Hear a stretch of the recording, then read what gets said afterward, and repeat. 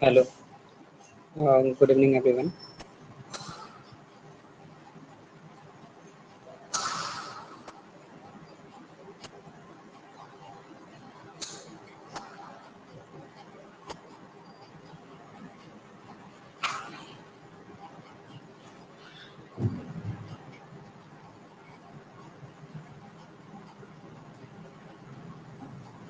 So this demo will be for session September 2026, and this will be the first and last demo for module 10.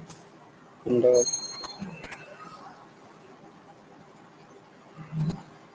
I'm recording this session, so इसका recording also will be available. I will share after the demo class. Okay. So firstly, I want to know that you are all fresher for module 10, or you have attended any session with mod 10.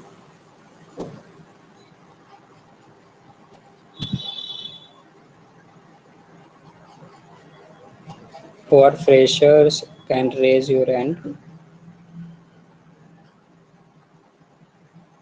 Abhinandan, Rohan, and rest are attempt already. Huh? Okay. Abhinandan, Rohit.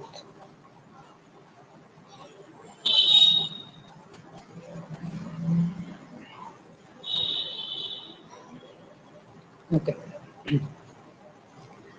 Uh, as you see in the last two session of 2026, there is a huge difference in the CAR66, and syllabus has also revised. Not generally syllabus, it's the number of question which is the CA have fixed for examination. है ना? So these changes is very important for modular examination compared to the past sessions, है ना? तो पहले के जो changes थे, पहले के जो मॉड्यूलर एग्जाम हो रहे थे, वो उतना अच्छा नहीं है था, ठीक है ना? एंड यू कांट जज your preparation and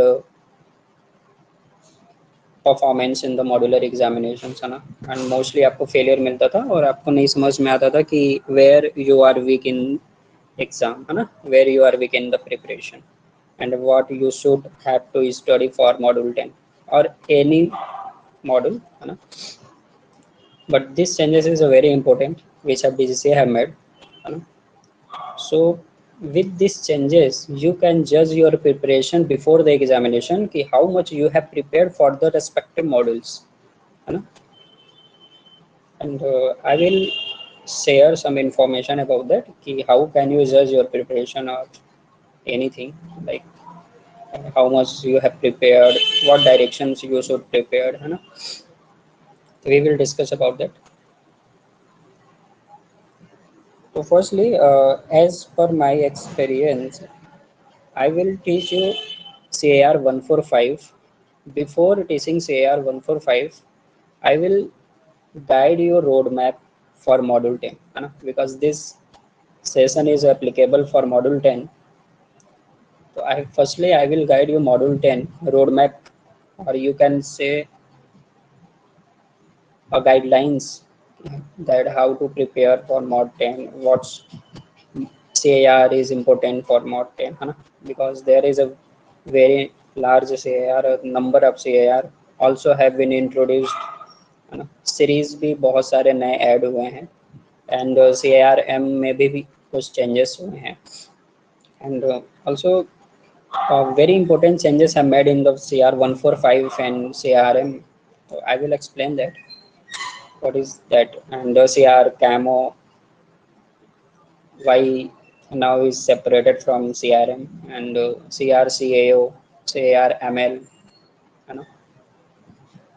So these are very important changes which is DCA have made in recent past years. तो firstly I am going to share my screen. तो firstly हम लोग talk करेंगे road map. I will guide you how to prepare for a module 10, है ना, what precautions you should maintain for the module 10 and what changes have made with respect to the previous AIR, है ना, और exam के respect में क्या changes decision made किया है, ठीक है, तो हम लोग गाइड करेंगे। And I want to share my basic intro myself. You can say my name is Arif Ali Ansari, and I am working. I have 3 years of experience, and I am a trainee AME B2. ठीक है, so you can say that I'm B2 trainee AME. ठीक है, I passed college since 2023 April. I am from B2 category. Okay. I passed all module of B2, and after B2 I completed B1.1 module as well. So recently I have a B1.1 and B2 modules and RTRA. तो RTRA I have given, उस time DGCA का नहीं था, तो WPC का RTRA मेरे पास है, ठीक है। तो उसके अकॉर्डिंग मैंने B2 ट्रेनी एम ही सिलेक्ट किया, ठीक है। मेरे पास ऑप्शंस थे कैटे बनने के लिए, बट मैं नहीं सिलेक्ट नहीं किया, मुझे कैटे नहीं बनना था, ठीक है। तो I preferred B2 trainee M.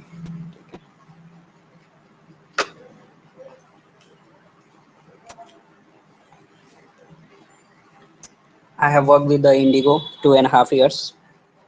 After that, I resigned there and joined Air India. So recently, I am in Air India. Air India at Delhi base. Okay.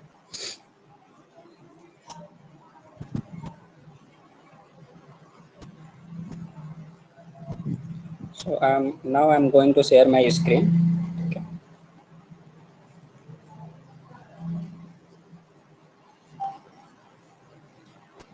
Any doubt, any query, you can directly ask, or you can comment there, comment options है ना, तो वहाँ पे आप query अपना डाल देना, कोई भी डाउट होगा आप वहाँ पे कमेंट कर देना, आई विल चेक हियर, ठीक है।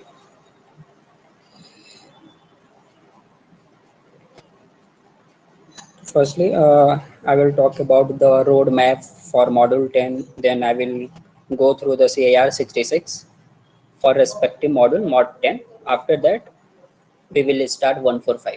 ठीक है, तो within 10 to 15 minutes, we will go through this roadmap and CIR 66 syllabus. क्योंकि अभी मेरे पास एक और डेमो क्लास कंडक्ट करना है, मॉड्यूल 15 का भी डेमो क्लास है आज, तो मुझे वो भी देखना है। तो वो उसका क्लास का टाइम 8 है, तो जनरली मैं demo class 1 hour 30 minutes 1 hour 40 minutes का कंडक्ट करता हूँ, ठीक है। And so as I inform कि DGCA have fix the number of questions, you can see here कि for B1 category DCA have fixed the number of question 44. In previous na there was 40 question, है ना, in CIR, ठीक है। One thing I haven't informed you, I am teaching since 2022, मतलब 2021 के last से ही teach कर रहा हूँ, ठीक है। CIR मैंने कभी नहीं छोड़ा है, तो आई थिंक तब से एवरी ईयर्स में 4 सेशन काउंट करोगे आप, तो 2022 में 4 सेशन, 3 में 4 सेशन, एंड 24 में 4 सेशन, एंड 25 में 4 सेशन, एंड अभी जो 2 सेशन हुआ है 26 में, तो टोटल ऐड करोगे तो 18 क्लासेस में कंडक्ट कर चुका हूँ CIR के लिए, ठीक है। CIR मैंने कभी स्किप नहीं किया है, एवरी सेशन में मैं CIR पढ़ाता हूँ, मैं बहुत इंटरेस्टेड रहता हूँ CIR से, और ये बहुत सिंपल है, मेरे सारे बच्चे पास हो जाते हैं CIR में, कोई बच्चा फेल नहीं होता। इस सेशन में भी 6 लोगों ने ही अटेम्प्ट किया था, तो वो सारे पास हैं। क्लास में तो बहुत ज्वाइन होते हैं, बट मैक्सिमम क्या होता है कि एम्प्लॉयड रहते हैं, तो वो लोग जनरली अटेम्प्ट नहीं कर पाते हैं या प्रिपेयर्ड नहीं कर पाते, ठीक है। जो अटेम्प्ट कर लेते हैं वो पास हो जाते हैं, अब जो प्रिपेयर ही नहीं कर पाते वो अटेम्प्ट करके क्या करेंगे, ठीक है। तो अभी काफ़ी बच्चों ने अटेम्प्ट ही नहीं किया, ठीक है। Generally I think 10 to 15 students हैं जिन्होंने अटेम्प्ट नहीं किया है अभी, वो नेक्स्ट सेशन में सोच रहे हैं अटेम्प्ट करने को। तो 6 स्टूडेंट्स ने अटेम्प्ट किया था, एक स्टूडेंट का वो एडमिट कार्ड का कुछ इशू हो गया था तो उसने अटेम्प्ट नहीं कर पाया था, बाकी सारे पास हैं।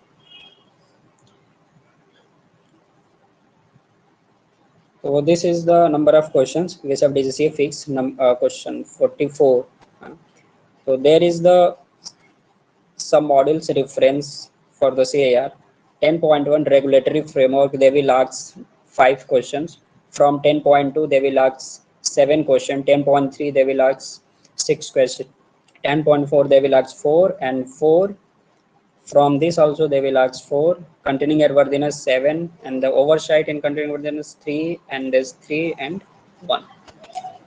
तो I will explain this sub modules, है ना, क्योंकि ये इजी नहीं है समझना, क्योंकि आपको कैसे पता चलेगा कि सर कौन सा CAR से कितने क्वेश्चंस आ रहे हैं, क्योंकि this is the very basic things which have DGCA mentioned here, है ना। तो केवल इतना पढ़ने से आप नहीं समझ पाओगे, और मैंने ये 66 से ही क्रॉप करके यहाँ पे पेस्ट किया है, ठीक है। तो we need to go through the 66 for exploring this sub modules, है ना, तभी आप एग्जैक्टली समझ पाओगे कि कौन से मॉड्यूल्स क्या है। मुझे तो पता है बट अभी मैं बताऊंगा तो आप समझ नहीं पाओगे, तो इसलिए I will go through the 66 and explain there, है ना। तो ये सारी चीज़ें बताऊंगा। अभी बेसिकली हमें क्या क्या पढ़ना है वो मैं आपको समझाता हूँ। तो for mod 10 we need to follow this roadmap. Doesn't matter you are from B1 or B2, you need to go through the CR 145 and series B, Bravo, Charlie, X-ray, Tango, Foxtrot, SMS, FTS, CIR 66 manual, है ना, read line to line. This is the core book, है ना, ये तो compulsory है, you need to complete these things, है ना। इसके बिना तो वैसे भी नहीं पास हो गए, क्योंकि number of questions they will ask from here, ठीक है। इसके अलावा आई हैव मेंशन कि कैसे स्टडी करना है। SMS detailed study, 66 detail study, then ये बेसिक पॉइंट्स है, CA form appendix the basic, ठीक है। And then like CR 145 this is the very important. तो हमें लाइन टू लाइन ही पढ़ना है, बट अगर मैं आपको समझाऊंगा कि गो थ्रू दीज पॉइंट्स तो भी आप समझ नहीं पाओगे कि इस पॉइंट में आपको क्या पढ़ना है। तो you need to follow my guidelines, और you can also follow my highlighted CR 145 which I will provide you for class drive, है ना। तो क्लास ड्राइव का एक्सेस दूंगा तो उसमें सब मिल जाएगा, जो भी CR अभी हम लोग देखेंगे, ठीक है। Like series I have mentioned this series the very important, you need to complete line to line, है ना। इसमें नंबर ऑफ क्वेश्चंस ज़्यादा पूछे ही जाते हैं। This series is not much important compare to this one, है ना। तो इसीलिए मैंने ऊपर मेंशन किया था कि series Bravo, series Charlie, series X-ray, Tango, Fox, this is the very important series, है ना। Other compare to other series, उसके बाद M1 and X4 and radio, यहाँ पे देखो रेडियो मैंने मिस कर दिया है मेंशन करना, तो radio this is also important, है ना, बस R वाला मिस कर दिया। देन एक्ट एंड रूल में you can read this all, तो एक्ट में सारे एक्ट पढ़ लेना है, रूल्स में just go through this rules, but उसमें भी समझना है कि किस रूल को कितने डीप तक पढ़ना है, क्योंकि रूल्स को बहुत डीपली उन्होंने डिफाइन किया, है ना, तो उसको भी समझना है। तो there is a things which you should know, है ना, कि क्या पढ़ना है क्या नहीं पढ़ना है। सिलेबस बहुत बड़ा है, ठीक है। Fuel tank safety you have to study it from CR 145 Appendix 8 and CARM Appendix 7, है ना, सॉरी ये Appendix 12, and after that follow my notes। SFR 88 and TGL 47 lift इसको बोलते हैं कि गाइडलाइंस है, ठीक है। तो SFR 88 एंड TGL 47 ये मैनुअल्स आपको स्टडी करना होगा, तो उसके लिए मैंने नोट्स बनाए हैं, उसी नोट से क्वेश्चन आता है, इस बार भी आया था, ठीक है, पिछले सेशन में आया था। तो वो नोट्स बहुत इंपॉर्टेंट है, तो उसको देखना ही है, वो भी क्लास के ड्राइव में आपको मिल जाएगा, ठीक है। तो आई विल शो यू, है ना, after class. NCRM I have mention कि what important in the CRM, but अब क्या होता है कि ब्रावो, चार्ली, गोल्फ, है ना, sub parts, and after the technical log, maintenance data, pilot owner, registration, controlled environment, कितना पढ़ना है वी कांट एक्सप्लेन हियर ना, ये इतना इजी है ना, नहीं है ना कि हम हर एक पॉइंट को जाके एक्सप्लेन कर दो कि देखो आपको ये वाला में इतना ही पढ़ना है, या 2 लाइन पढ़ना है, या 3 लाइन पढ़ना है। या तो वो आप सेल्फ स्टडी से पढ़ोगे, आपको समझ में आएगा, या कंपेयर करोगे प्रीवियस ईयर से, जो भी उतने साल 2017 से जितने पेपर हैं, तब आपको आइडिया लगेगा कि हाँ सीआरएम में क्या क्या इंपॉर्टेंट है, या हाईलाइटेड सीआरएम फॉलो कर लोगे तो भी आइडिया लग जाएगा। ठीक है, या फिर आप क्लास ज्वाइन करोगे तो आपको बेटर समझ में आएगा कि हाँ ठीक है मेरे को क्या क्या पढ़ना है। ठीक है, कई ऑप्शन है। There is ML. तो एमएल में I have mentioned here applicability and responsibility, but उतना ही इंपॉर्टेंट नहीं है, और भी ज़्यादा एक्सप्लोर किया है मैंने इसके लिए। तो क्लास में मैंने एक्स्ट्रा पढ़ाया है, बट मैंने इतना ही यहाँ पे मेंशन किया है।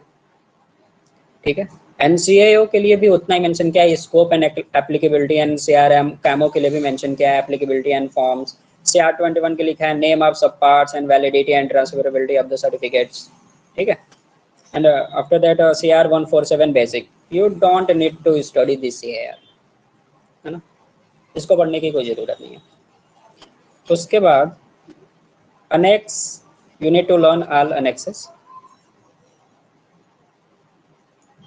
you need to follow the CAP 3100 air operator permit and air operator certificate, means CAP 3300, but CAP 330 को बहुत डिटेल में नहीं पढ़ना है।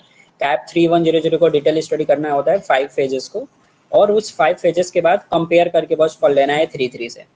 ठीक है, तो यू विल अंडरस्टैंड इजीली। तो वो भी मैं आपको अच्छे समझा दूंगा क्या है पढ़ना है। एंड देन सर्टिफिकेशंस, ये पूछे जाते हैं, जस्ट हर सेशन में पूछ रहे हैं, प्रीवियस सेशन में भी पूछा हुआ है, 2.5 आई थिंक पूछा है, या 2.9 पूछा है। ठीक है, and there is mention in the APM chapters. तो ये आपको पढ़ने के लिए नहीं है, बस मैं आपको थोड़ा गाइड कर दूंगा कि what is the APM chapters. ठीक है, क्लियर है। तो this all the syllabus which is related to the CAR 10, yes आप बोल सकते हो कि module 10, these are the whole syllabus। ठीक है, तो ये रोड मैप है जिसमें मैंने गाइड किया है। अब इससे भी बेटर कोई गाइड नहीं कर पाएगा। ठीक है, अब इससे बेटर क्या ही कोई गाइड करेगा आपको। हर कोई बैठा के एक एक लाइन आपको नहीं बता सकता, नो वन कैन एक्सप्लेन। हर कोई बिजी आदमी है ना, कि आपको क्या पढ़ना है।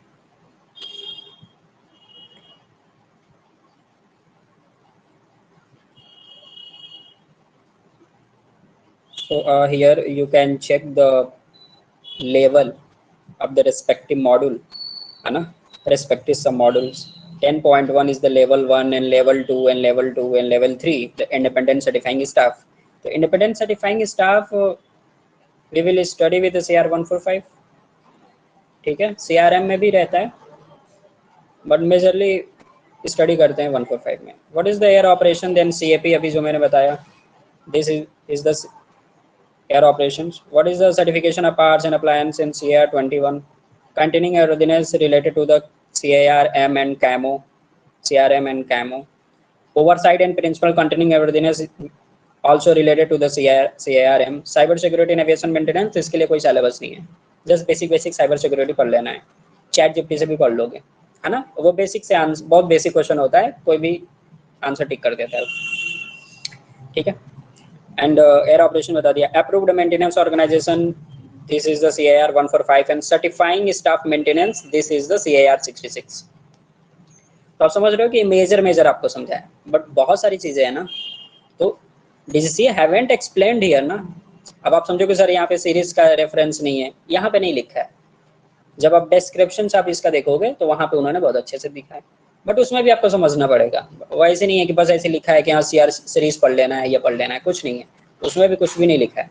वो सब रेगुलेटरी फ्रेमवर्क में ही कंसिडर्ड होता है आपका एक्ट एंड रूल्स। ठीक है, aircraft act and aircraft rules, तो रेगुलेटरी फ्रेमवर्क में ही वो कंसिडर्ड होता है।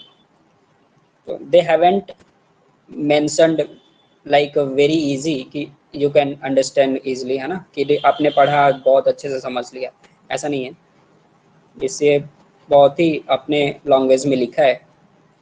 I am going to explain you. ठीक है, अब जो मैंने बताया सिलेबस ना, उसको ही मैं यहाँ बताने वाला हूँ। ठीक है, और इसके बाद जस्ट हम लोग स्टार्ट कर लेंगे अपना CAR। ठीक है, तो जैसे कि प्रीवियस हमारा जो सिलेबस था, this is the previous syllabus, है ना, यही है प्रीवियस सिलेबस, इसमें कुछ नया नहीं है। CAR में कोई चेंजेस नहीं है। मीन्स सिलेबस में कोई चेंजेस नहीं है, syllabus are the same, number of question ही फिक्स किया है, CAR रिवाइज हुए हैं, अपडेट हुए हैं, बस यही हुआ है ना, सिलेबस में कोई चेंजेस नहीं है। तो this is the regulatory framework you need to studied ICAO DGCA aircraft act and rule, अभी बोला ना आपका रेगुलेटरी फ्रेमवर्क में आएगा एक्ट एंड रूल्स, यही पढ़ना है। CAR 21 एंड रिलेशंस, ये जितने CAR है इनके रिलेशंस पढ़ना है, AMC GM and AAC, section 2 series C part 1, ये सारे अकरेंस रिपोर्टिंग इन सब में होता है। तो occurrence reporting explain in the series C, ठीक है, and CR CAO and CR 145 CRM ML में भी एक्सप्लेन्ड है, अकरेंस रिपोर्टिंग CRM में भी डिफाइंड है। Aeronautical information circular which is also known as AIC, ठीक है, और relationship between the initial and CAMO, अभी मैं समझाऊंगा एक सिंगल लाइन में कि how is related is an every CAR with each others, ठीक है। उसका सर्टिफाइंग स्टाफ भी बोला आपको ना 66 एंड AMO 145, तो अभी AMO के साथ CAO भी है, कंबाइंड एयरवर्दीनेस ऑर्गेनाइजेशन, ठीक है। इंडिपेंडेंट सर्टिफाइंग स्टाफ मैंने बोला आपको सब में मिल जाएंगे, ठीक है, तो M66 ML 145 में भी मिल जाएंगे, यहाँ पे लिखा नहीं है बट 145 में भी है independent certifying staff. Air operation, air operation में मैंने आपको बताया कि AOP एंड AOC, तो सारे हो जाएंगे। अब जितनी सीरीज हैं सब यहीं पे आएंगे। एयर ऑपरेटर रिस्पॉन्सिबिलिटीज वो सब हो गया। Specialised operations means EDTO operations, RVSM, ठीक है, तो ये सीरीज भी है, देखो मैंने वहाँ पे लिखा नहीं है, ये सीरीज मेंशन नहीं किया है, बट इनसे भी क्वेश्चन आएगा, तो वो स्पेशलाइज्ड ऑपरेशंस में होता है ना, भूल जाता है। अभी अपडेट किया था रिसेंटली अक्टूबर में, देखो उसमें मैंने अपडेट नहीं किया है, अभी मेरे को मेंशन करना पड़ेगा। सीरीज R मैंने मेंशन नहीं किया है, EDTO एनिटॉप्स नहीं मेंशन किया है मैप में, तो I need to mention there. तो इटॉप्स एंड कैटेगरी लैंडिंग्स तो सीरीज O है, and MEL then series B, CDL MEL series B, placarding and marking ये सीरीज F में आता है, बाकी documents on board these all in the series X। इस तरह से आपको समझ में आता है कि सीरीज कैसे डिफाइंड है एंड CAR कैसे डिफाइंड है।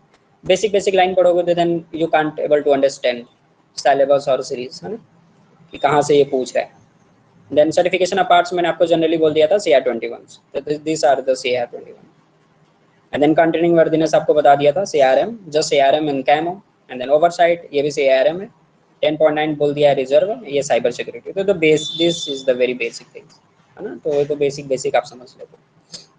बस इतना ही है CAR में, इससे ज़्यादा कुछ नहीं है ना।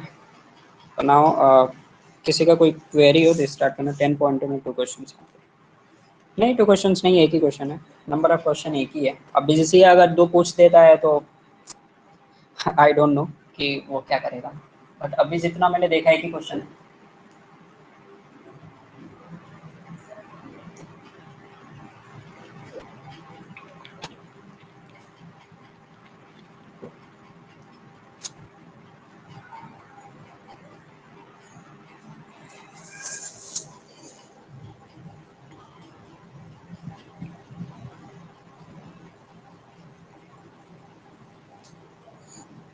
तो देखो फीस की डिटेल, क्लासरूम आईडी की डिटेल मैं आपको बता दूंगा।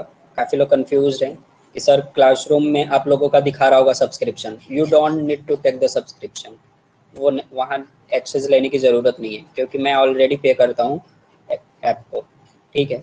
तो मैं जो रिकॉर्डिंग वीडियो होता है, पहले स्टूडेंट्स के लिए सब्सक्रिप्शन लेने की नीड नहीं थी, अभी उन्होंने कर दिया कि if you wanted to access the recording तो आपको सब्सक्रिप्शन लेना पड़ेगा, बट मैं रिकॉर्डिंग मैं खुद डाउनलोड करके अपलोड करता हूँ टेलीग्राम पे, ठीक है। तो प्रीवियस क्लास में मैंने ऐसे ही किया, जब प्रीवियस सेशन से ही ये कर रहे हैं, तो तब से मैंने टेलीग्राम पे देना शुरू कर दिया है वीडियोस, ठीक है। जैसे क्लास कंडक्ट हो जाता है उसका वीडियो टेलीग्राम पे डालता हूँ ग्रुप में, तो क्लास का ग्रुप बनाया हुआ है वहाँ पे डाल देता हूँ चैनल में, तो वहाँ से आप देख सकते हो। तो you don't need to take subscription, है ना, तो वो सारी चीज़ें मैं एक्सप्लेन कर दूंगा as I complete the class.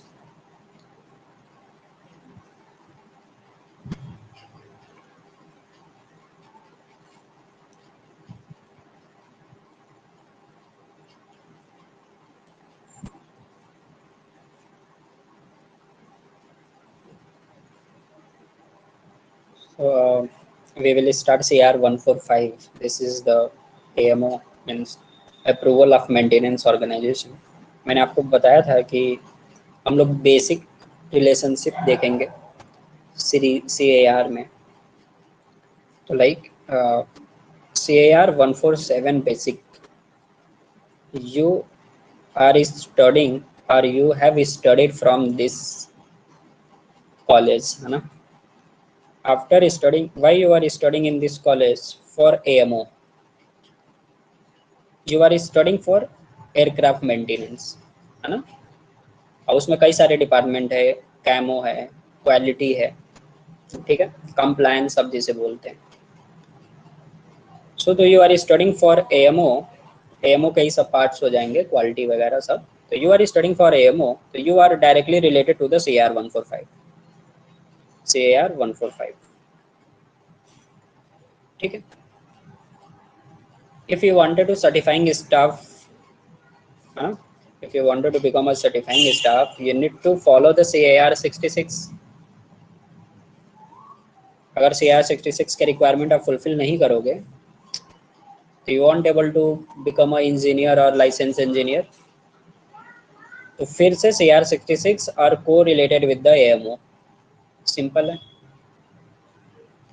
Now you are working on the aircraft, you are a certifying staff, ठीक है। and then how a certifying staff release a certificate, है ना, means maintenance release, how will they do, ठीक है, what requirement they will follow, और after maintenance what you are doing, है ना, कि हम बोल रहे हैं रिपेयर कर रहे हैं, रिप्लेसमेंट कर रहे हैं, तो हम कर क्या रहे हैं एक्चुअल में, we are maintaining the aircraft airworthy, है ना। Means if we are maintaining the aircraft airworthy means we are following the CRM requirements। CRM ही बोलता है एयरक्राफ्ट एयरवर्दी बनाओ, ठीक है। अब CAR की गाइडेंस होती है, without ARC the aircraft will never fly, है ना। एयरवर्दीनेस रिव्यू सर्टिफिकेट जिसे हम बोलते हैं, तो without ARC certificate aircraft will be never fly, है ना। तो who will do the ARC, तो ARC कौन करेगा, तो CARM का सब part G which is known as a CAMO, और you can say CAR CAMO, अभी सेपरेट बन गया है ना CAR कैमो। तो CAR CAMO will do the ARC, है ना, कि आपने जो मेंटेनेंस किया वो सही किया नहीं किया, 1 ईयर्स में आपने क्या क्या किया एयरक्राफ्ट पे, what you have done related to the maintenance repair, ठीक है, वो सब चेक करेंगे। After satisfaction CAMO department will issue the ARC for that particular aircraft, है ना। तो वो एक फॉर्म पे इशू करते हैं ARC, this is known as a form 15B। तो if DGCA will do the ARC, तो DGCA will issue the form 15A, है ना। और शेड्यूल्ड कम्यूटर एयरक्राफ्ट के लिए फॉर्म 15C आता है, या प्राइवेट मेंबर्स के लिए। इस पे हम लोग ज्यादा बात नहीं करेंगे, वो हम M में आपको एक्सप्लेन करेंगे, फॉर्म 15C, ठीक है। तो form 15 bravo and form 15 alpha is the very important. Form 15 alpha issued by the DGCA when DGCA are doing ARC, form 15 bravo issued by CAMO organisation. तो कैमो ऑर्गेनाइजेशन में कौन issue करेगा, DGCA आके नहीं करेगा ना, कैमो का कोई बंदा होगा। तो that person known as a airworthiness review staff, है ना, ARS बोलते हैं, एयरवर्दीनेस रिव्यू स्टाफ। उसकी भी रिक्वायरमेंट है कि कब एक AME एयरवर्दीनेस स्टाफ बन सकता है, नहीं बन सकता है, क्या रिक्वायरमेंट है, वो CRM में मेंशन्ड है, ठीक है। तो मैंने एक बेसिक डिटेल्ड आपको समझाया रिलेशनशिप। अब एयरक्राफ्ट मेंटेन्ड है, who will guide you for maintenance, है ना। तो मेंटेनेंस के गाइड के लिए CAR 21 आता है, यही हमारा मैन्युफैक्चरर है, यही हमको TC प्रोवाइड करेगा, RTC प्रोवाइड करेगा, मॉडिफिकेशंस प्रोवाइड करेगा। तो जितने भी गाइडेंस है which is related to the manufacturer, modification, replacement, ये सब CAR 21 गाइड करेगा, क्योंकि यही असेंबल कर रहा है, ठीक है, इसने ये जहाज बनाया, तो दे विल गाइड। तो हमको इसके रेगुलेशंस को फॉलो करना पड़ेगा, CAR को फॉलो करना पड़ेगा। बहुत सारी चीज़ें हैं, मैं बेसिक बेसिक आपको बता रहा हूँ, है ना। तो डिटेल्ड में हम से आर्स में देखेंगे कि किसकी कितनी स्कोप है एंड क्या रिस्पॉन्सिबिलिटी है।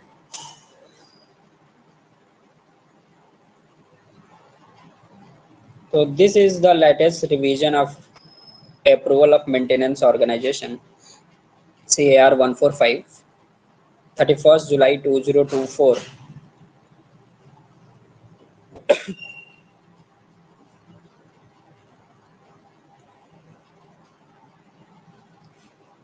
So table of content, there is a two sections in a CR 145. Section A, which is related to a technical requirement related to AMC and guidance. तो क्वेश्चन आता है ये कि what is the section A? तो section A is the technical requirement. What is the section B? There is a two section, section A and section B. Section B is applicable for DGCA officers only. तो ये हमें पढ़ने की जरूरत नहीं होता section B, हम लोग केवल सेक्शन ए फॉलो करते हैं, ठीक है। तो सेक्शन ए टेक्निकल रिक्वायरमेंट, अब इसमें बहुत सारे पॉइंट्स हैं, तो इसमें मार्क्ड है क्योंकि क्लासेस मैंने कंडक्ट किया हुआ है, तो वो चीज़ें मैं थोड़ा हटा दूंगा और इसमें मैं आपको बताऊंगा कि which section is the very important और नॉट, ठीक है। तो basic basic like who will be the competent authority, पहले इसका नाम कॉम्पिटेंट ऑथोरिटी नहीं था, जनरल था। अब ये चेंजेस हो गया ना, रिवाइज हुआ है, तो इसमें बहुत सारी चेंजेस किया है। स्कोप नॉर्मल था, एप्लीकेशन ऑफ ऑर्गेनाइजेशन सर्टिफिकेट ठीक था, terms of approval and scope of work. A25 is the important, ये पूछते हैं what is the A25। A.30 already they have asked, means मैं केवल सेक्शन बता रहा हूँ कि ये पॉइंट पूछा गया है। और also this is the important, is the very important, number of questions यहाँ से पूछे जा रहे हैं, यहाँ से भी पूछे गए हैं, ठीक है। And then certifying staff A.35 is the very important, you need to remember this point A.35, है ना। कैसे इंजीनियर साइन करेगा, क्या रिक्वायरमेंट है, क्या मैनुअल फॉलो कर रहा है, तो this is the very important A.35। और ये पूछा भी गया है A.35। And like A.37 is also important which is related to the ARS staff, अभी बताया मैंने ARC करेगा। Equipment and tools also they have asked and this is also, ठीक है, A.42। बट आपको नाम रटने की ज़रूरत नहीं होगी, जब क्लास में मैं बार बार रिवाइज करता हूँ, पढ़ाता हूँ, तो आपको वो चीज़ें रिमेंबर हो जाएंगी, रट्टा नहीं मारना है अलग से, ठीक है। A.45 is the important, A.47 production planning, this CAR is the very important, है ना। तो यहाँ पे जो भी गाइडलाइन मेंशन है, रिक्वायरमेंट, वो बहुत इंपॉर्टेंट है। A.48 the important certification of maintenance is the very much important for the examination, ठीक है। and record and keeping A.55 occurrence reporting is also important and 65 is the maintenance procedure। अब बताता हूँ, फिर से नया चेंजेस है इसमें। in previous CAR with 65, है ना, A.65 which was related to the quality system, है ना। अब ये क्वालिटी सिस्टम नहीं रहा, अभी A.65 defined as a maintenance procedure, तो ये चेंजेस आया इन्होंने, तो अब ये बड़ा इंपॉर्टेंट है। तो पहले तो पूछता था कि व्हाट इज द A.65, तो आप बता देते थे कि क्वालिटी, सिंपल, बट वो चेंज हो गया। A.70 इज द सेम, इसमें कोई चेंजेस नहीं है, this is the MOE, this is very important. A.75 ये भी remain same. Privileges of organisation A.85 ये भी सेम है, चेंजेस टू द ऑर्गेनाइजेशन, ठीक है।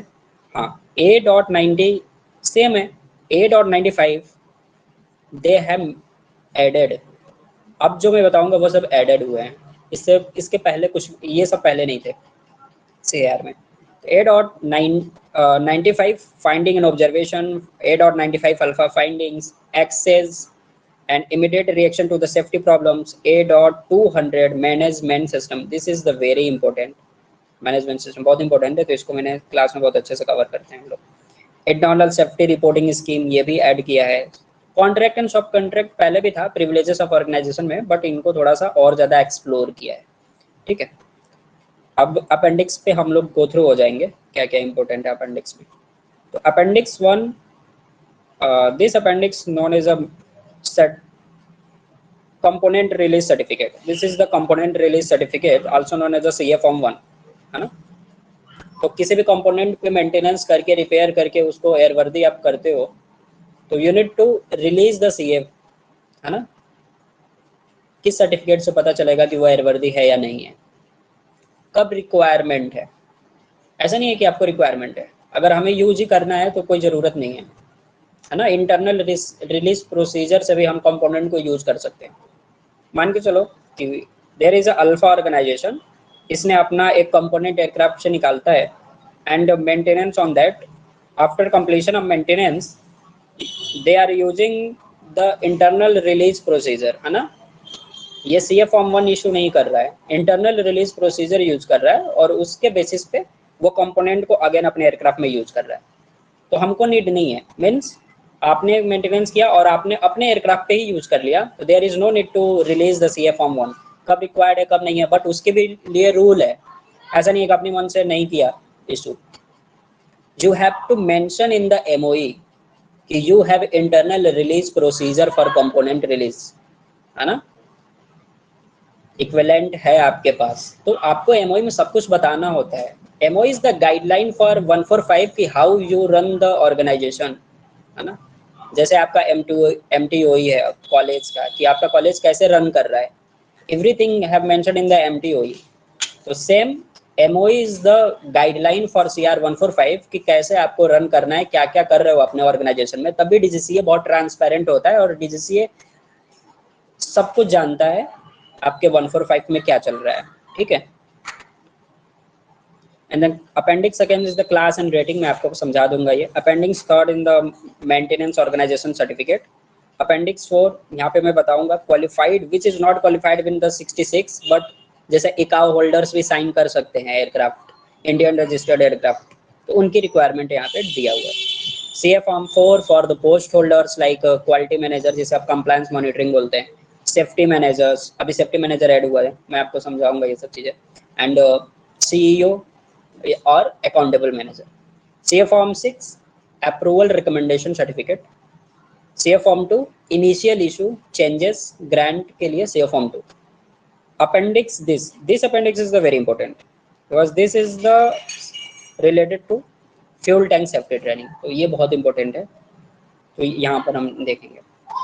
तो सेफ्टी ट्रेनिंग हमें 145 से भी पढ़ना है एंड देन सीआरएम से भी कंप्लीट करना है, और बाकी जो मैंने आपको लिफलेट के बारे में बताया था एंड SFR 88 उसको भी हमें पढ़ना है। अब फॉरवर्ड है, फॉरवर्ड में आप देखोगे रूल 133 ब्रावो।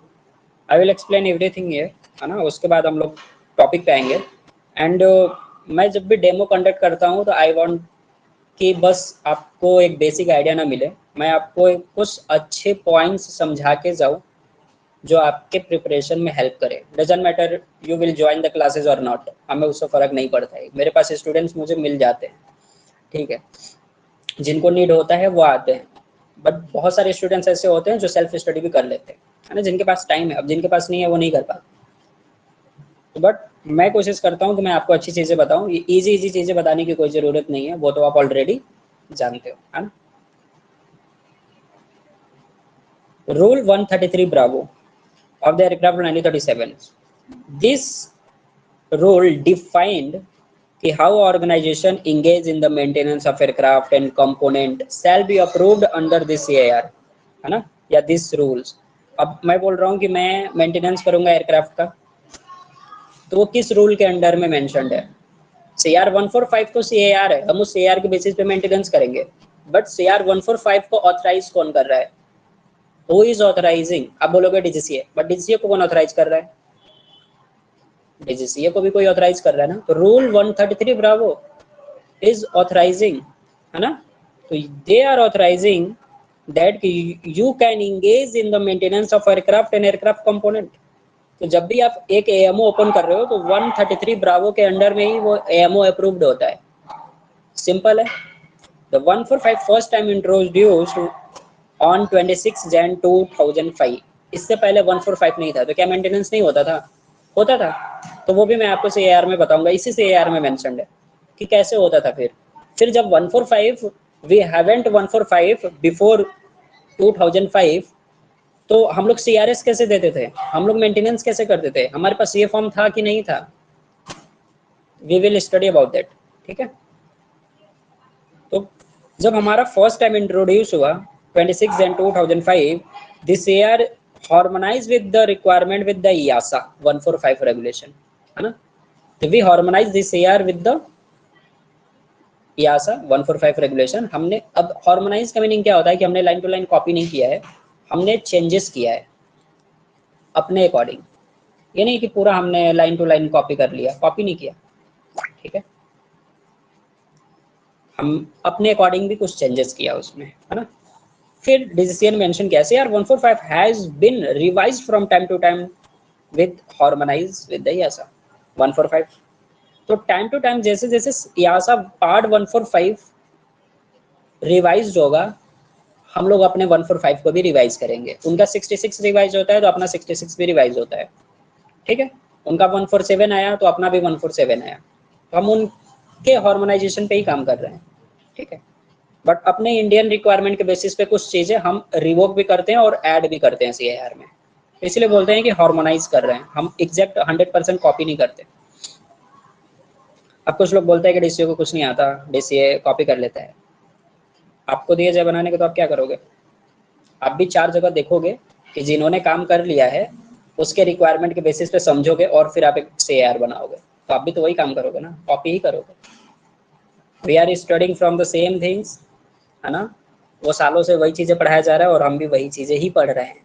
तो कोई अब बोल दे कि नया अल्फ़ाबेट बना लो अपने पढ़ने के लिए, तो नहीं हो सकता, है ना। तो अगर जो ऐसे नॉनसेंस ऐसी बातें करते हैं तो उनकी तो बात ही अलग है, वो वैसे ही दिमाग से आउट ऑफ है, ठीक है। This AR is issued under the provision of Rule 133 Alpha and the Aircraft Rule 1937. तो why this have mentioned here, है ना, this line here। तो यहाँ पे आप सिंपल समझते हो कि this AR is issued under the provision of 133A। इसका मीनिंग ये होता है, अब देखो आप यहाँ पे जैसे कि अब you are a fresher, you don't know anything about this AR। अब जब डायरेक्टली पढ़ते हो तो आपको कुछ समझ में नहीं आता है, बस ऐसे लाइन बस टिक कर रहे हो कि हाँ ये इंपॉर्टेंट है, इंपॉर्टेंट है ना, आप रिलेट नहीं कर पाते हो ये चीज़ें। अगर क्लास में पढ़ाया जा रहा है तो अच्छा है, टीचर्स पढ़ा रहे हैं तो अच्छा है, बट अगर वो ईच एंड एवरी पॉइंट्स को एक्सप्लेन कर रहे हैं then you will understand better. So what is the 133 alpha? The 133 alpha is the directions of the DGCA। तो अब जब आप देखोगे रूल 133 अल्फा 1937, तो वहां पे क्या लिखा है? DGCA डायरेक्शंस, ठीक है। बट मैं क्या बोलता हूँ, directions of the DGCA, same thing, ठीक है। तो 133 alpha is the directions of the DGCA means each and every CAR issued under the provision of directions of the DGCA। Simple है। देन 1937 तो इसके प्रोविजन से इशूड हुआ है और ये एप्लीकेबिलिटी है जो गाइडलाइन कर रहा है कि हाँ इसके अंडर में इशू होगा, सिंपल है। तो there is a difference. Now यहाँ पे ना कुछ क्वेश्चन पूछा जाता था, मैं आपको एक्सप्लेन कर देता हूँ यहाँ पे, तो इसलिए यहाँ पे मार्क किया। बाकी रिवीजन, रिकॉर्ड ऑफ रिवीजन में you don't need to read anything about anything, है ना, मोर, है ना, you need to just read this line 2 और 3 लाइन्स, है ना। तो इन्होंने फर्स्ट रिवीजन में क्या मेंशन किया है कि harmonise with Indian requirement for approval of maintenance organisation with international requirements CAR 145 introduce इतना and primarily based on JAR 145 regulation. अभी दूसरा बात इन्होंने लिख दिया ना, अब आप क्या बोलोगे कि सर अभी आपने बताया कि हम लोग हार्मोनाइज किए हैं यासा 145 से, हाँ, फॉर इंडियन रिक्वायरमेंट, समझ लेना यहाँ पे देखो, सॉरी, तो यहाँ पे देखोगे ना, फॉर इंटरनेशनल रिक्वायरमेंट हम लोगों ने बेस किया है यासा 145 रेगुलेशन पे, सिंपल है। बट जब इंडियन रिक्वायरमेंट इंक्लूड होता है तो हम बेस्ड हो जाते हैं JAR 145 रेगुलेशन पे। तो you can see here Indian requirements for approval of maintenance organisation with international requirement was introduced and which was primarily based on JAR 145 regulation. This is a difference, है ना। तो इसमें confusing है, तो exam में पूछ लेता है तो आप बताइए, है ना, आराम से बता सकते हो। मैंने बोला कि मेजर चेंजेस हुआ है CAR में, थोड़ा सा मैं बता देता हूँ यहाँ पे क्या क्या चेंजेस हुआ है। तो लेटेस्ट एक बार चेंजेस देख लेते हैं। तो लाइक 145 में इशू 3 हुआ, हार्मोनाइज हुआ लेटेस्ट यासा से, मैंने आपको जो बताया था। अब देखो यासा ने कब चेंजेस किया था, 2022 दिसंबर में, और हम लोग बहुत लेट इम्प्लाई करते हैं, कॉम्प्लाई करते हैं, वो लोग बहुत पहले कर देते हैं, हम लेट ही कंप्लाई कर रहे हैं। क्वालिटी सिस्टम पूरा रीडिफाइंड हो गया, रीस्ट्रक्चर हो गया, अब क्वालिटी नाम का कुछ भी नहीं है, क्वालिटी नाम मिलेगा नहीं आपको CAR में, किसी भी CAR में, ठीक है। क्या मिलेगा आपको? कंप्लायंस, कंप्लायंस मैं बताऊंगा कैसे हो रहा है वो सारी चीजें। एसएमएस सिस्टम को इंट्रोड्यूस किया गया, एसएमएस मैनेजर नहीं था। अब कुछ लोग बोलेंगे कि सर एसएमएस तो पहले ही था, एसएमएस मैनेजर भी था, but that SMS manager was not integral part of 145। वो 145 का इंटीग्रल पार्ट नहीं था, वो तो सेपरेट CAR डिफाइंड है DCCA से। Section 1 series C part 1 define the SMS manager and safety requirement for the organisation. कोई भी ऑर्गेनाइजेशन हो आपको एसएमएस फॉलो करना है, उसमें तो डिफाइन है ना, वो हर एक ऑर्गेनाइजेशन के लिए डिफाइन है वो SMS, not only applicable for 145 है ना, वो एडीसी के लिए भी है, एयरपोर्ट अथॉरिटी के लिए भी है, सबके लिए वो डिफाइंड है जो SMS section 1 series C part 1 आप देखते हो। बट दिस रिक्वायरमेंट और only is applicable to the 145 है ना, तो ये नया डिजाइन किया इन्होंने, ऐड किया। Reference of new CAR provided, इन्होंने मेंशन किया कि मतलब कुछ हमने CAR का भी रेफरेंस दिया हुआ है, ऐड किया हुआ, बस इतना ही है। तो हम लोग देखेंगे। और ये नाम जनरल था, देखो अभी भी यहाँ पे जनरल ही लिख रहा है, ठीक है, बट अभी इसका नाम कॉम्पिटेंट अथॉरिटी, पहले यहाँ पे भी लिख देता था, तो जनरल, ठीक है। अब .8 और .1 होता है ये, तो कॉम्पिटेंट अथॉरिटी। अब यहाँ से बहुत एक बेसिक क्वेश्चन पूछता है, the competent authority shall be the DCCA for the principal base of business in India और एनी अदर कंट्री, है ना। तो क्या हम इंडिया से बाहर जाकर के 145 का अप्रूवल ले सकते हैं? ले सकते हैं, कोई इशू नहीं है। डीसी को तो बस पैसा चाहिए, रजिस्ट्रेशन चाहिए, रजिस्ट्रेशन करो, पैसा दो, डीसी आपको इशू कर देगा, रिक्वायरमेंट फुलफिल करो CAR 145 की, हो सकता है। फॉरेन ऑर्गेनाइजेशंस भी अप्रूवल ले सकते हैं DCCA से, ठीक है, डीसी को कोई इशू नहीं है। तो दिस इज, अब क्या था, जब ये पहले ये क्वेश्चन पूछता नहीं था, अभी ये प्रीवियस 2025 से ये क्वेश्चन पूछने लगा, तो जैसे ही पूछा मैक्सिमम लोगों ने गलत कर दिया। उनको लगता था कि नहीं डीसीसीए कॉम्पिटेंट अथॉरिटी केवल इंडिया में होगा, ऐसा तो है नहीं, डीसीए बाहर भी हो सकता है ना, उससे क्या फर्क पड़ता है। आप ऑर्गेनाइजेशन इंडिया में चलाओ या कहीं भी चलाओ, उससे डीसीए को कोई फर्क नहीं पड़ता। मंगल ग्रह पे भी चले जाओ, वहाँ पे भी चला लो ऑर्गेनाइजेशन, रिक्वायरमेंट डीसीए का बस फुलफिल करना है, डीसीए आपको अप्रूवल दे देगा, ठीक है। तो डजंट मैटर कि आपका प्रिंसिपल प्लेस इंडिया में है और अदर देन इंडिया में है, ठीक है। तो ये क्वेश्चन पूछता है। अब ये बेसिक डेफिनेशंस हैं, तो उस पर मैं नहीं जा रहा हूँ, वो क्लास वगैरह में बता दूंगा, वो बहुत बेसिक हो जाएगा, ठीक है। तो जो थोड़े इंपॉर्टेंट है उन पे ही मैं फोकस कर रहा हूँ। लाइक बेस मेंटेनेंस, तो इसमें अभी कुछ नहीं है। बेस मेंटेनेंस हैंगर्स, तो बेस फैसिलिटी होना चाहिए, हैंगर के बिना कोई बेस मेंटेनेंस नहीं होता। Certifying staff, what is certifying staff? Means those personal who are responsible for releasing the aircraft after maintenance or component after maintenance, है ना। उसके बाद सर्टिफिकेशन ऑथराइजेशन है, मीन्स वो कौन हुआ? AME हुआ, एक सर्टिफाइंग स्टाफ हुआ, ठीक है। तो this is known as certifying staff. Competency, जितने भी काम करते हैं एविएशन में सबका कॉम्पिटेंसी होता है चेक ईयरली बेसिस पे, ठीक है। कॉम्पिटेंसी, और ये कौन करता है? आपके सीनियर्स मैनेजर्स, जो जिसे आप रिपोर्ट करते हैं वो लोग कॉम्पिटेंसी चेक करते हैं, ठीक है। इंडिको में तो बहुत अच्छे से होता था, अभी यहाँ पे मेरे को 1 साल हुआ नहीं है तो मुझे पता नहीं है यहाँ पे कैसे होता है। फॉर्म सेम होता है, फॉर्म मैं यहाँ पे दिखाऊंगा, यहाँ का भी मैंने फॉर्म देखा, कॉम्पिटेंसी लोग कुछ भर रहे थे अभी जैन में, तो सेम ही है फॉर्म, जैसा इंडिको में वैसे यहाँ पे भी है। कॉम्पिटेंसी के लिए फॉर्म में क्या ही चेंज करना है, सबके लिए सेम ही रहेगा कॉम्पिटेंसी फॉर्म, ठीक है। कितना मार्क्स मिला, कितना नहीं मिला, कितना आपका, मतलब उसके बेसिस पे ये लोग आपका अप्रेजल वगैरह भी करेंगे। Performance means, competency means like a performance in skill test and knowledge भी है। कॉम्प्लेक्स मोटर पावर्ड एयरक्राफ्ट, अब बहुत ही मेजर डिफरेंस आपको बता रहा हूँ। This CAR is only applicable to the complex motor powered aircraft only, है ना। अभी हम लोग देखेंगे this CAR applicable to the only complex motor powered aircraft, ठीक है। अब पहले लिखता था यहाँ पे, अभी लिखा नहीं इन्होंने, देखो अभी वो लाइन्स हटा दिया। अभी प्रीवियस CAR जब मैं आपको दिखाऊंगा ना, तो उन्होंने लिखा हुआ है एप्लीकेबिलिटी में, बट वो अब हटा ही दिया, वो लाइन से हटा दिया, क्योंकि वहाँ पे ये डेफिनेशंस लगा दिया, ये सारी चीजें। तो कॉम्पिटेंट अथॉरिटी है ना, उसके बाद पॉइंट आएगा एप्लीकेबिलिटी, देन उसमें वो दे हैव डिफाइंड। तो CAR 145 applicable to the, applicable for complex motor powered aircraft, ठीक है। अदर देन के लिए हम किसको फॉलो करेंगे? अदर देन एंड हम अदर देन के लिए सब पार्ट फॉलो करेंगे, और उसके लिए भी CAO भी है, और भी ऑर्गेनाइजेशन है, ML भी है, तो वो भी आया पड़ा है फॉलो करने के लिए, तो उसको भी मैं बता दूंगा। अभी हम लोग 145 देखते हैं। तो अभी डेफिनेशंस देख लो, कहाँ चला गया। तो कॉम्प्लेक्स मोटर पावर्ड एयरक्राफ्ट, तो हमें समझना होगा ना कि requirement of complex motor powered aircraft, कि कौन सा एयरक्राफ्ट अंडर आ रहा है कॉम्प्लेक्स में और नॉट, है ना। तो aeroplane which have a maximum takeoff mark 5700 kg or more, और इसमें से कोई भी रिक्वायरमेंट फुलफिल हो सकता है, तो वो कॉम्प्लेक्स में आएगा। और मैक्सिमम सिटिंग पैसेंजर मोर देन 9, 9 और मोर देन 9 है ना, मोर देन 9 है, ठीक है। Minimum crew requirement at least 2 pilots और equipped with the jet engine, single jet engine और more than 2 turboprop engine, तो considered as a complex motor powered aircraft, है ना। हेलीकॉप्टर के लिए भी सेम थिंग्स है, तो ये सब क्वेश्चन पूछा गया है, मैं पहले बता देता हूँ, ठीक है। तो हेलीकॉप्टर सर्टिफिकेट, हेलीकॉप्टर में क्या डिफाइन किया है, 3175 maximum take off marks, passenger seating capacity more than 9, और देखो एरोप्लेन के लिए 19 था, मैं 9 पढ़ दिया था, ठीक है, गलत पढ़ दिया था, 19 होता है एरोप्लेन के लिए।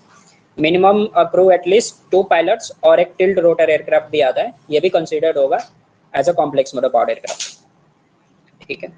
तो ये क्राइटेरिया होगा जो कि इन्होंने डिफाइन किया। उसके बाद आता है कंपोनेंट, तो कंपोनेंट में engine, propeller, part and appliances, ये सब आता है। ये बेसिक बेसिक डेफिनेशन है, फिर मैं इस पे नहीं आऊँगा, ठीक है, ये सब क्लास में आपको बता दूंगा। जस्ट कल्चर्स में बता देता हूँ क्या होता है। जस्ट कल्चर एक ऐसा कल्चर होता है you have already studied in the HF, है ना, ह्यूमन फैक्टर, और you can say that mod 9।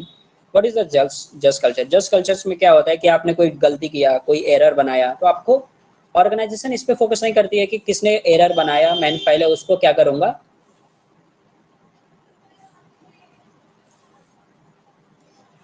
Punish करूंगा, उस पर एक्शन लूंगा, उस पर फोकस नहीं करती है। फोकस इस पे करती है कि एरर हुआ क्यों, प्रॉब्लम क्या था, सिचुएशन क्या था, सिनारियो क्या बेस्ट बना हुआ था जिसकी वजह से ये एरर हुआ, इस पे फोकस करती है ना। तो उस कल्चर्स को जस्ट कल्चर कहा जाता है, और ये कल्चर पॉजिटिव कल्चर में भी आता है, ठीक है। लार्ज एयरक्राफ्ट तो सिंपल है, मोर देन 5700 kg वेट रहेगा मैक्सिमम एरोप्लेन के लिए, तो लार्ज एयरक्राफ्ट होगा। और हेलीकॉप्टर, मल्टी इंजन हेलीकॉप्टर, तो लार्ज एयरक्राफ्ट में कंसिडर होगा। ये सब मॉड्यूल में आया हुआ है, तो ये सब मैंने लिखा हुआ है, इसको मैं ऐसे हटा सकता हूँ। अब मेंटेनेंस का डेफिनेशन आता है, ये भी क्वेश्चन पूछा जाता है कि what is the maintenance. The maintenance means any one of the combination of the following activities, कुछ भी हो सकता है, like overall, repair, inspection, replacement, modification, defect rectification of a component or aircraft component with exception of pre flight inspections. Pre flight को छोड़ दो, उसके अलावा जितने भी यहाँ पे मेंशन्ड है, these are considered as a maintenance, है ना। कैसे याद कर सकते हो, OMIR वाला ऐसे ध्यान में रख लोगे तो इससे मेंटेनेंस का डेफिनेशन याद रहता है। ऑर्गेनाइजेशन, अब देखो ये वाला जब क्वेश्चन पूछा था ना, इसमें भी काफी लोग गलत करते हैं, जब ये फर्स्ट टाइम क्वेश्चन पूछा था, ठीक है। ऑर्गेनाइजेशन, ऑर्गेनाइजेशन का मीनिंग क्या है, विदाउट अ लीगल पर्सन, क्या ऑर्गेनाइजेशन की कोई वैल्यू है? कैसे बोलोगे कि ये ऑर्गेनाइजेशन है, यह नाम है?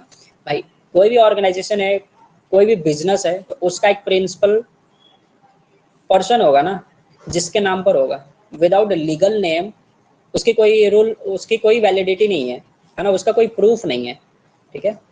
तो organisation means directly we known as organisation means a natural person और अ लीगल पर्सन और a part of legal person, means कई लोग मिलकर ऑर्गेनाइजेशन बनाए।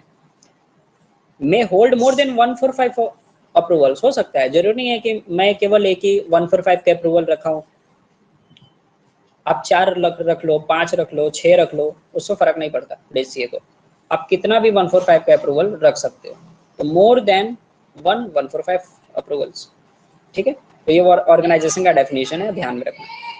उसके बाद आता है ये प्री फ्लाइट इंस्पेक्शन, तो मैंने बता दिया कि वो inspection which is carried out before the flight to ensure that the aircraft fit for intended flight. अब इसमें क्या होगा, लाइक आपके पास बाइक है, ऑयल चेक करोगे बाइक का, फ्यूल देखते हो ना, ऑयल तो नहीं चेक करते हो, फ्यूल देखते हो ना अपने बाइक का, फ्यूल नहीं है, टायर में हवा होना चाहिए, नहीं है, ठीक है, एक्सेलरेटर चल रहा है, नहीं चल रहा है, ये तो बेसिक थिंग्स है ना, आप पहले ही पता चल जाता है। तो सेम चीजें हैं कि एयरक्राफ्ट को भी फ्लाइट करोगे तो कुछ बेसिक चीजें तो चेक करना ही पड़ेगा, वही प्री फ्लाइट है, और this is not considered under the maintenance, है ना। तो प्री फ्लाइट में क्या क्या होगा, एक बेसिक बेसिक आइडिया मैं बताता हूँ। इंजन ऑयल चेक करते हो आप, हाइड्रोलिक चेक करोगे ना, बिना हाइड्रोलिक एयरक्राफ्ट तो फ्लाई नहीं करेगा, सारा एयरक्राफ्ट हाइड्रोलिक पे ही है ना, तो जितना फ्लाइट कंट्रोल है सब हाइड्रोलिक पे ही है, ठीक है।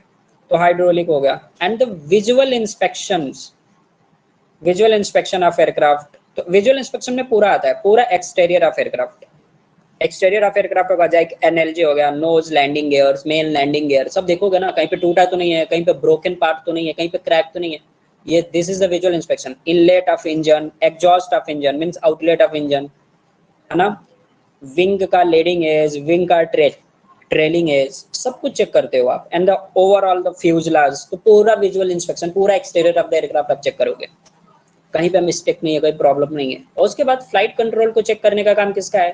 कैप्टन का है, ठीक है। तो वो टैक्सी करने से पहले ही क्या करेगा, पूरे फ्लाइट कंट्रोल को ऑपरेट करके देख लेगा, वो अपना काम नहीं है, ठीक है। तो जो अपना है वो मैंने आपको बता दिया। वर्किंग डेज तो इन्होंने लिखा है, बट इंडिया में क्या ही ये सब फॉलो होता है कि मंडे से फ्राइडे ही काम करना है, बाकी पब्लिक डे इंक्लूड नहीं है। तो इन्होंने बोला है कि मंडे टू फ्राइडे ही काम करो आप। तो दो से CAR से कॉम्प्लाई किया है, तो उसी का कॉपी करके लिख दिया।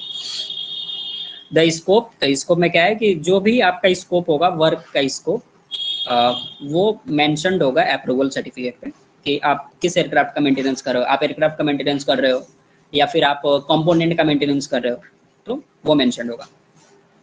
अब बेसिक लाइन मेंटेनेंस का स्कोप इन्होंने दिया हुआ है, लाइन एंड बेस का, ये मैं समझाता हूँ। अभी इस बार क्वेश्चन भी पूछा है, ठीक है, प्रीवियस सेशन में, ठीक है, लाइन से। और क्या डेफिनेशन पूछा था, यहाँ से डेफिनेशन पूछा था, मे नॉट इंक्लूड, कहाँ चला गया वो लाइन, ये वाला ये लास्ट वाली, repair and modification and other maintenance task which do not require extensive disassembly and can be accomplished by the simple means. और मैं जब से CAR पढ़ा रहा हूँ ना 2021 से, तब से मैं ये लाइन पढ़ाता हूँ हमेशा, और ये 2026 में पूछा ये लाइन, उससे पहले कभी नहीं पूछा है। लाइन मेंटेनेंस के डेफिनेशन में कुछ भी नहीं पूछा है, जनरली कुछ नहीं पूछा। तो अब ये वाली लाइन पिक कर लिया। तो अगर आप पढ़ रहे हो सही से तो आप स्टिक करके आ रहे हो, ठीक है। तो this is defined under the line maintenance, है ना। तो अभी लाइन मेंटेनेंस मैं आपको समझा देता हूँ। तो लाइन मेंटेनेंस में refer to the limited maintenance for the aircraft suitable to the carried out whilst the aircraft remain in the air operation environment. हमें एयरक्राफ्ट को एयरवर्दी बना के रखना है, तो लिमिटेड मेंटेनेंस होता है। लिमिटेड मेंटेनेंस में ऑल्सो दे हैव डिफाइंड कि क्या इंक्लूडेड होगा, like trouble shooting, defect rectification, component replacement with the use external test equipment. अब एयरक्राफ्ट जो फ्लाई कर रहा है वो मेजरली हमारा मैक्सिमम मेंटेनेंस कहाँ पे हो रहा है, लाइन पे ही हो रहा है, क्योंकि जो डेली टू डेली बेसिस का मेंटेनेंस है वो हम बेस में नहीं करते हैं। बेस में तो सब शेड्यूल मेंटेनेंस के टास्क हैं, हायर चेक्स हैं। अब एनएलजी चेंज करना होगा तो हम लाइन पे तो नहीं करेंगे, ठीक है। हमें एलिवेटर चेंज करना है तो लाइन पे तो नहीं करेंगे, बहुत जनरली हम करेंगे। तो जितने मेजर टास्क हैं, एनएलजी, एमएलजी, हाइड्रोलिक लाइन ही पूरा हटा रहे हो, ठीक है, तो वो कैबिन में कुछ चेंजेस कर रहे हो, स्ट्रक्चर रिपेयर कर रहे हो, दिस इज द केवल हम कर सकते हैं कहाँ पे, बेस में। लाइन पे नहीं कर पाएंगे। लाइन पे क्या होगा, जितना daily to daily basis tasks है वो कर सकते हैं, एंड लेबर वीकली तक के टैक्स भी कर सकते हैं, और भी ए चेक भी कर सकते हैं, ए check, A2, A1, A2, A3, A4, A5 ये भी कर सकते हैं, बट उसके लिए ग्राउंड करना पड़ जाएगा एयरक्राफ्ट को। A1 चेक इजीली कर सकते हैं, A1 चेक बहुत लंबा टैक्स नहीं है, क्योंकि वीकली आपका 5 आवर्स का रहता है अप्रॉक्स। A1 इससे थोड़ा ज़्यादा रहेगा A1 चेक, क्योंकि उसमें क्या है, फिल्टर रिप्लेसमेंट है, एलिमेंट फिल्टर का एक एलिमेंट आ जाता है, एंड देन आपका THS वगैरह का क्या आ जाएगा, ग्रीसिंग भी आ जाएगा, है ना। फ्लाइट कंट्रोल के भी ग्रीसिंग आ जाते हैं, तो वो सब भी है। सबका हर एयरलाइन का अपना अपना AMP है, उसके अकॉर्डिंग करते हैं। तो trouble shooting, defect rectification, component replacement with external test equipment if required, ये ध्यान में रखना। कंपोनेंट रिप्लेसमेंट में included component engine and propeller, इसलिए हम लोग लाइन पे इंजन और प्रोपेलर चेंज कर रहे हैं। एपीओ भी लाइन पे चेंज होता है, इंजन भी लाइन पे चेंज होता है। अब इंजन चेंज करने के लिए हम बेस में जाने की जरूरत नहीं है, सारा काम इंजन वाला लाइन पे ही होता है, बेस में नहीं होता। हाँ, इंजन का आप बोल देते हो आप सर, इंजन का ओवरऑल, अब देखो ये लाइन का टैक्स नहीं है, इंजन का ओवरऑल विल टेक 3 मंथ्स भी ले सकता है, 2 मंथ्स भी ले सकता है, 1 मंथ भी ले सकता है काम, है ना। ये इजी टास्क नहीं है, बहुत लेंथी टास्क है। तो we can't done at line, और लाइन पे फैसिलिटी नहीं है, हैंगर नहीं है, टूल नहीं है, इक्विपमेंट्स नहीं है, स्पेयर्स नहीं है, we this is not possible on the line, है ना। तो वो नहीं होगा। रिप्लेसमेंट कर सकते हैं, रिप्लेसमेंट में क्या है, नया इंजन आया, एक इंजन को उतार के फेंको, दूसरा इंजन को चढ़ा दो, बस इतना ही तो करना है रिप्लेसमेंट में। कनेक्टर सेट कर देना, इससे ज्यादा ही क्या करते हो आप।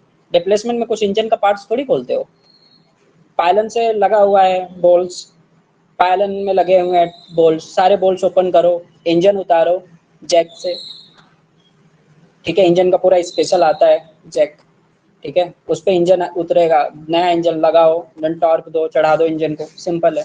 Same to same things we are doing for the APO also, है ना। उसमें कुछ हमें निकालना उकालना नहीं है ना, बस कनेक्टर ही तो कनेक्ट करना है, ठीक है। इसलिए लाइन पे हो जाता है। रिपेयर हम नहीं करते हैं, रिप्लेसमेंट करते हैं इंजन की, ठीक है। तो ये ध्यान में रखना, हम रिप्लेसमेंट कर रहे हैं ना कि रिपेयर, ये वाला पॉइंट जरूर ध्यान में रखना। तो जब भी ये पूछता है तो आपको इंश्योर करना है कि हाँ रिप्लेसमेंट की हम बात कर रहे हैं। Maintenance that will detect obviously unsatisfactory condition, discrepancy, malfunction but do not require extensive depth inspection, वो हम कर सकते हैं लाइन पे, है ना। इंटरनल स्ट्रक्चर पे भी, सिस्टम पे, पावर प्लांट पे भी विजुअल थ्रू कर सकते हैं। क्विक एक्सेस पैनल होगा, उनको ओपन करके हम कर सकते हैं मेंटेनेंस, जहाँ पे डेप्थ इंस्पेक्शन नहीं चाहिए, तो ये भी कंसिडर्ड हो जाएगा लाइन पर। और लास्ट वाली तो मैंने आपको बता दिया, repair and modifications, other maintenance task which do not require extensive assembly, बहुत ज़्यादा असेंबली की नीड नहीं है, ये भी हमें कंप्लीट कर सकते हैं बाय सिंपल मीन्स, मतलब सिंपल हम कर सकते हैं ऑनलाइन पे, ठीक है। बेस, अब बेस का डेफिनेशन बहुत सिंपल होता है, other than line maintenance, simple. The base maintenance refer to the any maintenance for the aircraft other than line maintenance, simple, इससे ज्यादा कुछ नहीं है। अब ये क्या है, प्रोसीजर ऑफ दिस, अब ये सब चीजें ना मैं क्लास में बताऊंगा, ये सब स्पेशल प्रोसीजर है, टेम्परेरी या ओकेजनल केसेस, ये सब क्या है, तो अभी यहाँ पे बताने की जरूरत नहीं है, ठीक है। स्मॉल ऑर्गेनाइजेशन मैं आपको समझा देता हूँ। स्मॉल ऑर्गेनाइजेशन के बाद 8.30 पे आ जाएंगे, ठीक है, या फिर हम 8.30 बता देते हैं, वो ज़्यादा इंपॉर्टेंट है, ये सब तो क्लास में भी कर सकते हो आप, ठीक है। तो ये सब उतना इंपॉर्टेंट भी नहीं है। तो बेसिक स्मॉल में मैं आपको बता देता हूँ क्या है। अब जरूरी नहीं होता कि हमें जो अप्रूवल है, ठीक है, 145 की, वो हमें केवल लार्ज एयरक्राफ्ट के लिए मिलेगा, या हम एक 145 ऑर्गेनाइजेशन अप्रूवल ले रहे हैं तो हमें पूरा अप्रूवल लेना है। पूरा अप्रूवल मीन्स पूरा कंप्लीट एयरक्राफ्ट का मेंटेनेंस कर रहे हैं, नहीं, हो सकता है हम केवल एक कंपोनेंट का मेंटेनेंस कर रहे हैं, केवल एक वर्कशॉप ओपन करना चाहते हैं, तो उस टाइप के ऑर्गेनाइजेशन स्मॉल ऑर्गेनाइजेशन में कंसिडर होंगे, ठीक है। तो स्मॉल ऑर्गेनाइजेशन में A2 से A4 तक डिफाइंड है, और B2 भी स्मॉल ऑर्गेनाइजेशन में डिफाइंड होता है ना। तो ये आपके अदर देन प्रेशराइज्ड एयरक्राफ्ट के लिए होता है B2। तो आप देखोगे पिस्टन इंजन एयरक्राफ्ट होगा, सॉरी, हाँ, पिस्टन इंजन एयरक्राफ्ट के लिए होगा, और मैक्सिमम इसका हॉर्स पावर कितना होगा, लेस देन 450 हॉर्स पावर। तो ये क्लास B2 में अप्रूवल है। लाइक हम पिस्टन इंजन का मेंटेनेंस करना चाहते हैं, उसका हॉर्स पावर कितना है, इससे कम होगा, तो उसका हम मेंटेनेंस B2 में करेंगे, तो B2 का ही बस अप्रूवल लेना है। अगर हम केवल कंपोनेंट का मेंटेनेंस करना चाहते हैं, वर्कशॉप ओपन करना चाहते हैं, तो केवल क्लास सी का अप्रूवल लेना है। तो क्लास सी के लिए जो रिक्वायरमेंट है बस हम वही फॉलो करेंगे। लाइक कुछ लोग होते हैं जो हमें केवल NDT करना है ना, नॉन डिस्ट्रक्टिव टेस्टिंग होते हैं ना, NDT शॉप होते हैं, तो बस NDT शॉप हमें अप्रूवल चाहिए। तो हमें कंप्लीट 145 के अप्रूवल नहीं चाहिए, 145 में बस हमें NDT का अप्रूवल चाहिए, तो बस NDT के रिक्वायरमेंट आपको फॉलो करना है, सिंपल है। सेम थिंग्स फॉर हिज के लिए भी है, ये भी सब स्मॉल एयरक्राफ्ट के लिए है, कि जहाँ पे केवल एक ही पर्सन एम्प्लॉयड है। अभी इसको बहुत डिटेल में बताना होगा तभी समझ में आएगा, तो क्लास में बहुत अच्छे से इसको समझाता हूँ। तो मैं बेसिक यहाँ पे बता रहा हूँ अभी, क्योंकि ज़्यादा टाइम दूंगा तो उतना टाइम है नहीं, है ना, तो 30 मिनट से ज़्यादा इसमें ही लग जाएंगे। तो मैं बेसिक आइडिया बस दे रहा हूँ इसके बारे में, है ना, बहुत डिटेल्ड में नहीं जा रहा। तो लाइक केवल एक ही पर्सन एम्प्लॉयड है, मिस 145 एक ऐसा 145 आप ओपन करो जहाँ पे केवल एक ही पर्सन एम्प्लॉयड होगा, उसके अलावा और कोई नहीं है, ठीक है। तो वही पर्सन अब आपका सर्टिफिकेशन फंक्शन भी करेगा, अदर फंक्शन भी करेगा, CRS भी दे रहा है, ठीक है, और वही मेंटेनेंस भी कर रहा है, सब कुछ वही करेगा। अगर वो पर्सन अवेलेबल नहीं होगा उस ऑर्गेनाइजेशन में, तो CRS कोई नहीं दे सकता, कॉन्ट्रैक्ट नहीं कर सकते ऐसे ऑर्गेनाइजेशन में।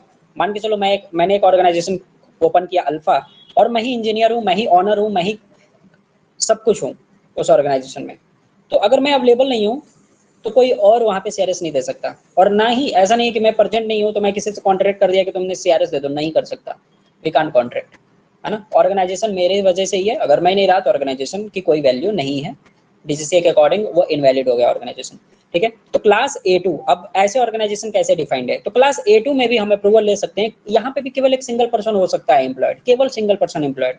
तो इसके केस में हम बेस एंड लाइन मेंटेनेंस का अप्रूवल ले सकते हैं, 5700 kg maximum take off mass होगा। और केवल पिस्टन इंजन की हम बात करते हैं, क्योंकि टरबाइन इंजन पे केवल एक पर्सन एम्प्लॉयड ऑर्गेनाइजेशन से काम नहीं बनेगा। जब भी हम टरबाइन पे काम करेंगे तो क्या केवल एक ही पर्सन होगा एम्प्लॉयड ऑर्गेनाइजेशन में और वही सारा काम कर लेगा, टरबाइन इंजन पे नहीं कर सकता।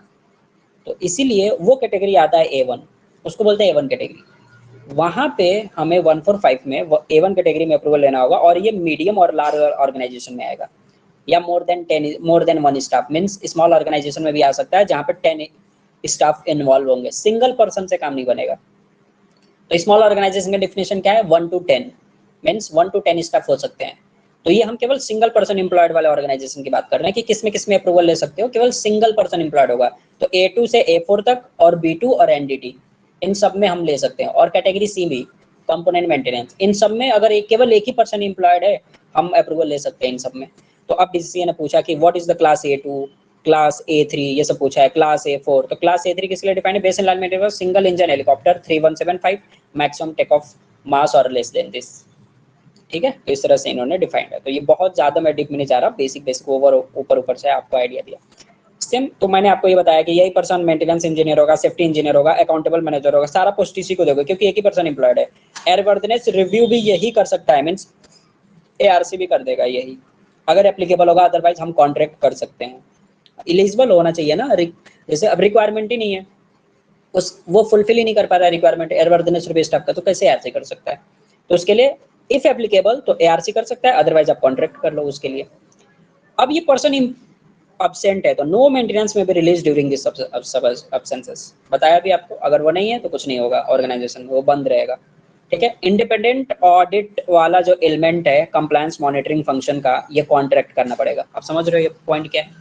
क्वालिटी आप ओपन कर सकते हो, मींस कंप्लायंस आप अपना बना लोगे। कंप्लायंस ऑर्गेनाइजेशन या compliance department means quality department, अब क्वालिटी हम नहीं बोलते हैं, अब कंप्लायंस बोल दिया गया उसको।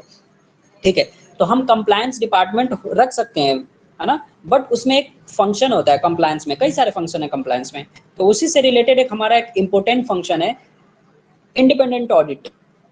तो जो इंडिपेंडेंट ऑडिट वाला फंक्शन है पार्ट ऑफ कंप्लायंस ऑर्गेनाइजेशन, वो हम सिंगल पर्सन एम्प्लॉयड के लिए खुद का नहीं रख सकते, हमें क्या करना होगा, कॉन्ट्रैक्ट करना होगा, ये सब कॉन्ट्रैक्ट करना होगा, हम अपना नहीं रख सकते। अब कॉन्ट्रैक्ट किसको करेंगे, किसी 145 ऑर्गेनाइजेशन के पास जिनके पास इंडिपेंडेंट ऑडिट हो, जिनके पास कंप्लायंस का फंक्शन हो, या फिर हम किसी ऐसे पर्सन को भी हायर कर सकते हैं कॉन्ट्रैक्टेड बेसिस पे जिनके पास एक्सपीरियंस हो इंडिपेंडेंट ऑडिट करने का। ठीक है, तो वो सारा पॉइंट इन्होंने रख दिया कि किसी 145 से कर लो या किसी पर्सन से कर लो जिनके पास टेक्निकल नॉलेज हो, जो कंप्लायंस करते हैं, जो इंडिपेंडेंट ऑडिट करते हैं, और वो एग्रीमेंट DCCA से करना पड़ेगा ना, DCCA को इन्फॉर्म करना पड़ेगा कि हमने इनको कॉन्ट्रैक्ट किया है, सिंपल है।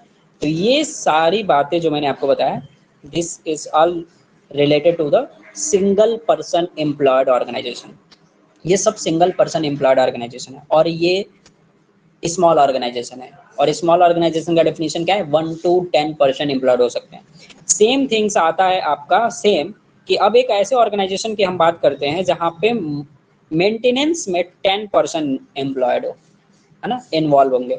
इससे पहले 2-3 पॉइंट और है जो मैंने आपको बताया कि अब ये जो पर्सन्स हैं, है ना, लाइक हमने बताया कि सिंगल पर्सन एम्प्लॉयड है तो ये कितने टाइम तक अपने ऑर्गेनाइजेशन में वीकली प्रेजेंट होना चाहिए, नॉट लेस देन 35 आवर्स, ये सब क्वेश्चन पूछा गया। ये इंडिपेंडेंट ऑडिट वाला फंक्शन आपसे पूछा गया कि होना चाहिए नहीं होना चाहिए। फिर जितने ये पर्सन्स हैं ऑर्गेनाइजेशन में, इनको CA फॉर्म 4 से ज्वाइन करना पड़ता है, ये बताना पड़ेगा। DCA CA फॉर्म 3 क्या है, ऑथराइजेशन सर्टिफिकेट से, जो डिफाइन करेगा। अब क्या होगा, जैसे मैंने बोला कि ऑर्गेनाइजेशन में ऑडिट्स होते हैं, 2 टाइप के ऑडिट होंगे। एक क्या होता है एवरी ईयर, तो ये क्वेश्चन पूछा गया कि एवरी ईयर 2 ऑडिट होगा, एक अनाउंस ऑडिट होगा, एक अनअनाउंस ऑडिट होगा, तो ये क्वेश्चन भी पूछा गया। ठीक है, तो this is the important for the examination. उसके बाद आता है ऐसे ऑर्गेनाइजेशन जहाँ पे 10 पर्सन एम्प्लॉयड है। अब जहाँ पे 10 पर्सन एम्प्लॉयड है तो आप पूछोगे सर ये किस टाइप का ऑर्गेनाइजेशन है, ये भी स्मॉल ऑर्गेनाइजेशन ही है, ना मीडियम है ना ही लार्ज ऑर्गेनाइजेशन है, ये भी स्मॉल ऑर्गेनाइजेशन की बात हम कर रहे हैं। ठीक है, तो जल्दी जल्दी ये भी कवर कर देता हूँ क्योंकि 8.30 इज द वेरी इंपॉर्टेंट, वो मैं कवर ही करूंगा, तो इसको भी 2 to 3 मिनट्स में कवर करते हैं। तो 8.30 ब्रावो एंड 30 चार्ली, अब आपको समझ लेना है कि जहाँ पे 10 पर्सन इन्वॉल्व होंगे मेंटेनेंस में, we need to made 2 person full time, है ना, तो यहाँ पे 2 पर्सन फुल टाइम पे होंगे, एक मेंटेनेंस इंजीनियर और एक compliance monitoring engineer.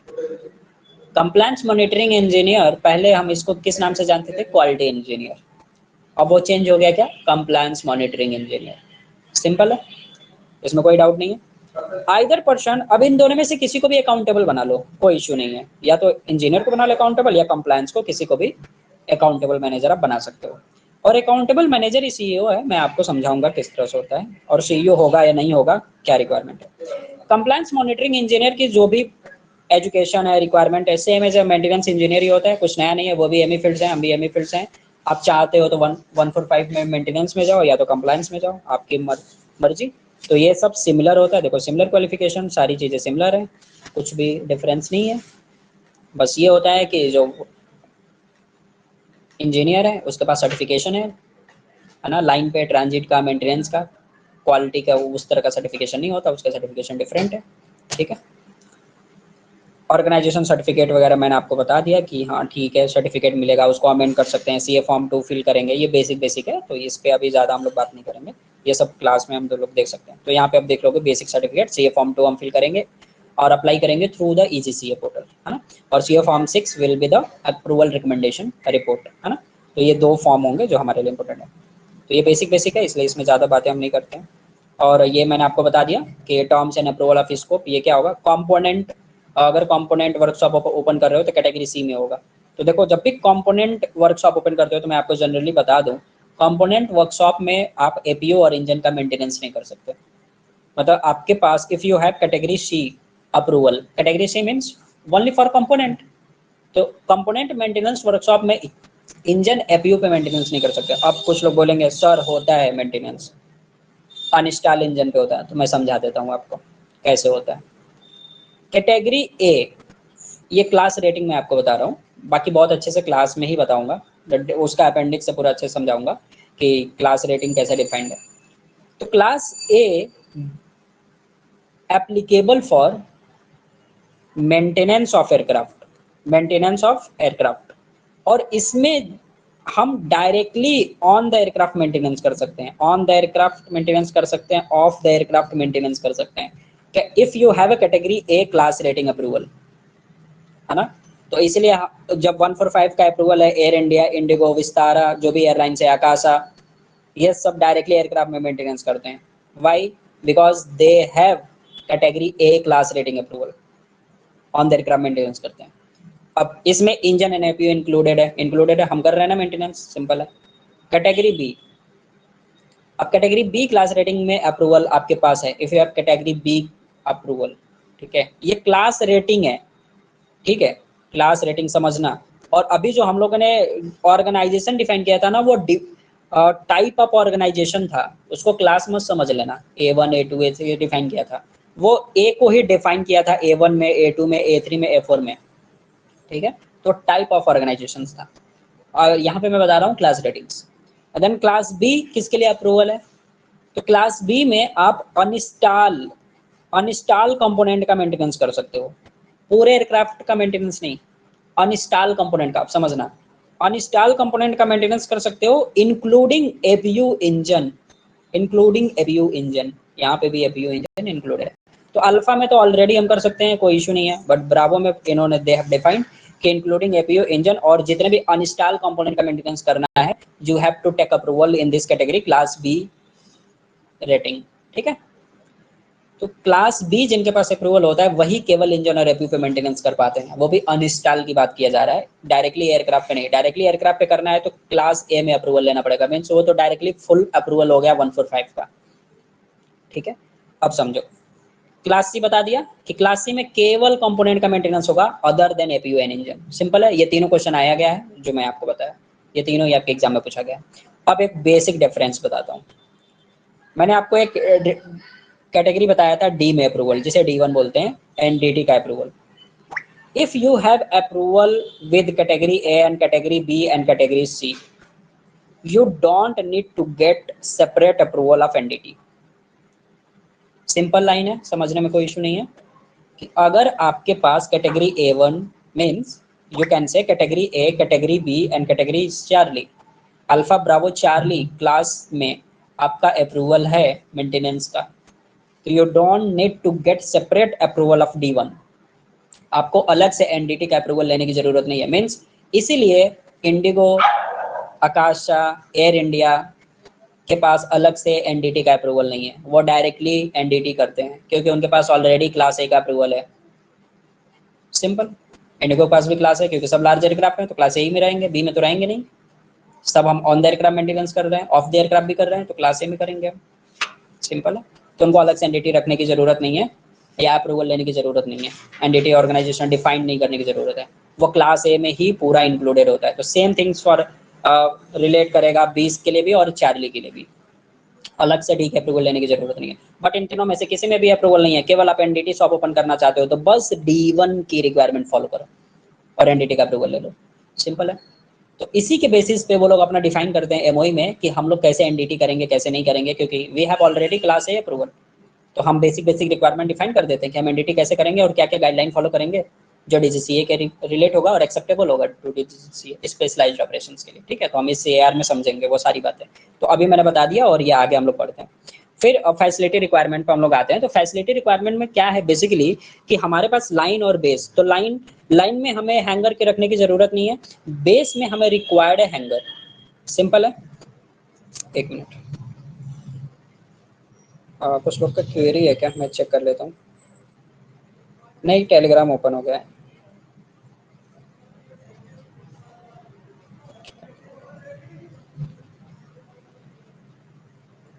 So for base maintenance we need a hanger, for line maintenance not necessary, है ना। तो डीजीसीए बट आपको क्या करता है, गाइड करता है कि if you wanted to take approval for hangar तो you can take online, but required नहीं है, बट फॉर बेस रिक्वायर्ड है ना। तो बिना हैंगर के बेस में मेंटेनेंस नहीं करेगा। तो बहुत इंपॉर्टेंट पॉइंट्स है, तो ये भी मैं बहुत ज़्यादा यहाँ पे भी नहीं जाऊँगा, कुछ इंपॉर्टेंट चीज़ें हैं वो मैं आपको बता देता हूँ। ठीक है, जो कि चेंजेस हुए हैं। तो A.30 is a very important है ना, ऑर्गेनाइजेशन अकाउंटेबल मैनेजर। तो अकाउंटेबल मैनेजर सेम होता है CEO chief executive officer.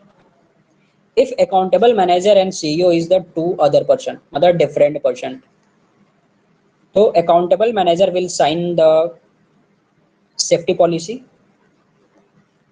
Policy and CEO will counter sign on the safety policy. ये कहाँ पे डिफाइंड है, एमओई में A.70 में।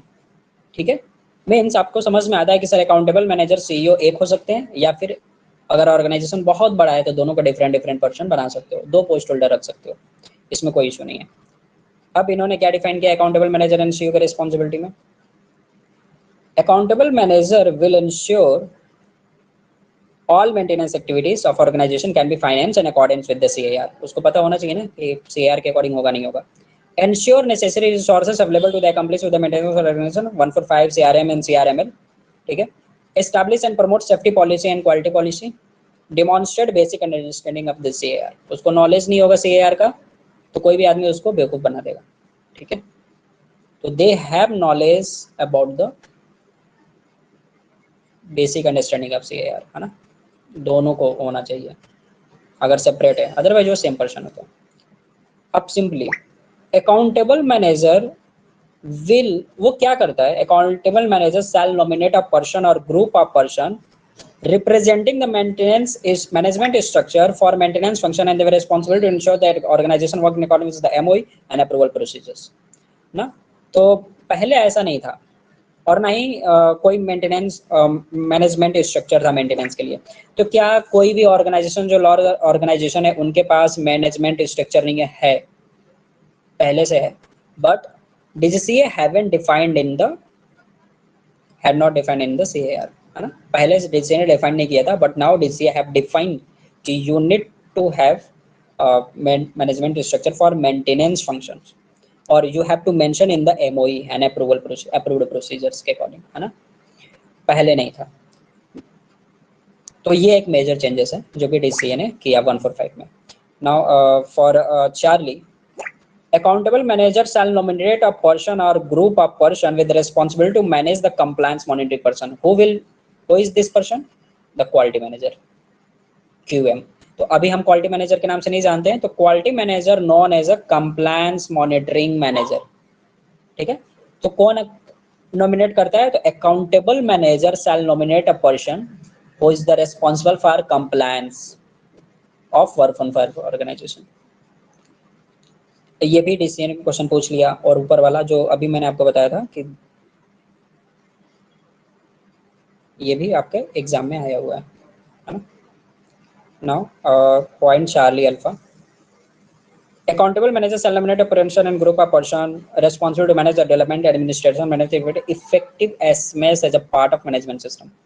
तो अभी मैंने आपको बताया ना कि पहले 145 में we haven't defined a safety manager as an integral part, now we have, now DC have defined in CR 145 कि we need to have safety manager as an integral part of the 145 organization। तो कौन nominate करेगा? तो who will nominate? The accountable manager will nominate a person or group of person who is the responsible for safety, और वही हमारा क्या होगा? Safety manager. This person will known as a safety manager. Simple है। Charlie Bravo, then Bravo, Charlie and Charlie Alpha shall have responsibility to the directly with the accountable manager.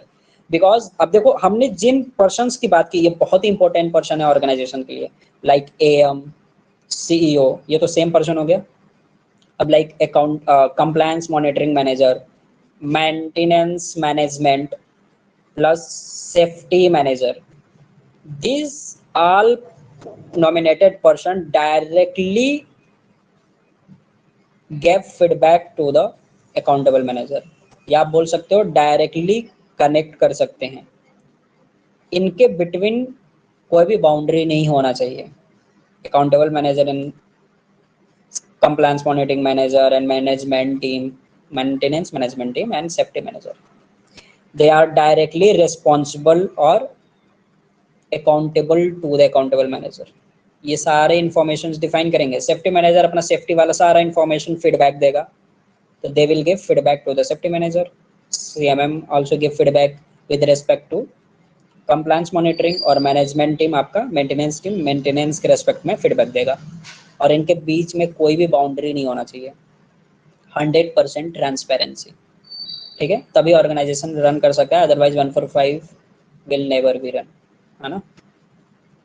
जब transparency होगा तभी तो रन करेगा, वरना कैसे run करेगा? Feedback ही नहीं मिल रहा तो कैसे रन करेगा? तो इनके बिटवीन फीडबैक होता है। तो ये डायरेक्टली रिस्पॉन्सिबल होते हैं किसके? Directly responsible to the accountable manager. इनके बीच में कोई बाउंड्री नहीं होना चाहिए। This is the very important. और this all person will be nominated with the form CA form 4 appendix 5, ठीक है। और हमारा जो हमारा कंप्लायंस मॉनिटरिंग ऑर्गेनाइजेशन है या डिपार्टमेंट है, कंप्लायंस मॉनिटरिंग और department will made a man hour plan तो इंश्योर करेगा कि हमारे पास सफिशिएंट स्टाफ अवेलेबल है यार नहीं है, क्वालिफाइड स्टाफ अवेलेबल है यार नहीं है, ठीक है। तो ये सब बताएगा। तो ये सब इम्पोर्टेंट थिंग्स जो मैंने आपको बताया ये बहुत इम्पोर्टेंट था, ठीक है। अब मैं बेसिक थिंग्स बता देता हूँ जो इम्पोर्टेंट है, ठीक है। उसके बाद मैं क्लास की डिटेल्स बता दूंगा, फीस वगैरह और जो भी चीज़ें होंगी, क्या बोलते हैं, वो सब बता दूंगा। तो पहले एक और इम्पोर्टेंट पॉइंट्स है आई वांट टू शेयर, ठीक है। तो मैं आपको बता देता हूँ। The cat A holder, B1 holder, B2 holder, ठीक है, एंड अदर भी है, B3 भी है। These all license holder only can give CRS in the line maintenance। ये लोग CRS बेस मेंटेनेंस में नहीं कर सकते। अब देखो B1 एंड B2 ये CRS बेस में भी कर सकता है। कब करेगा? अदर देन कॉम्प्लेक्स पे, ध्यान में रखना। 66 में वैसे बताऊंगा मैं आपको।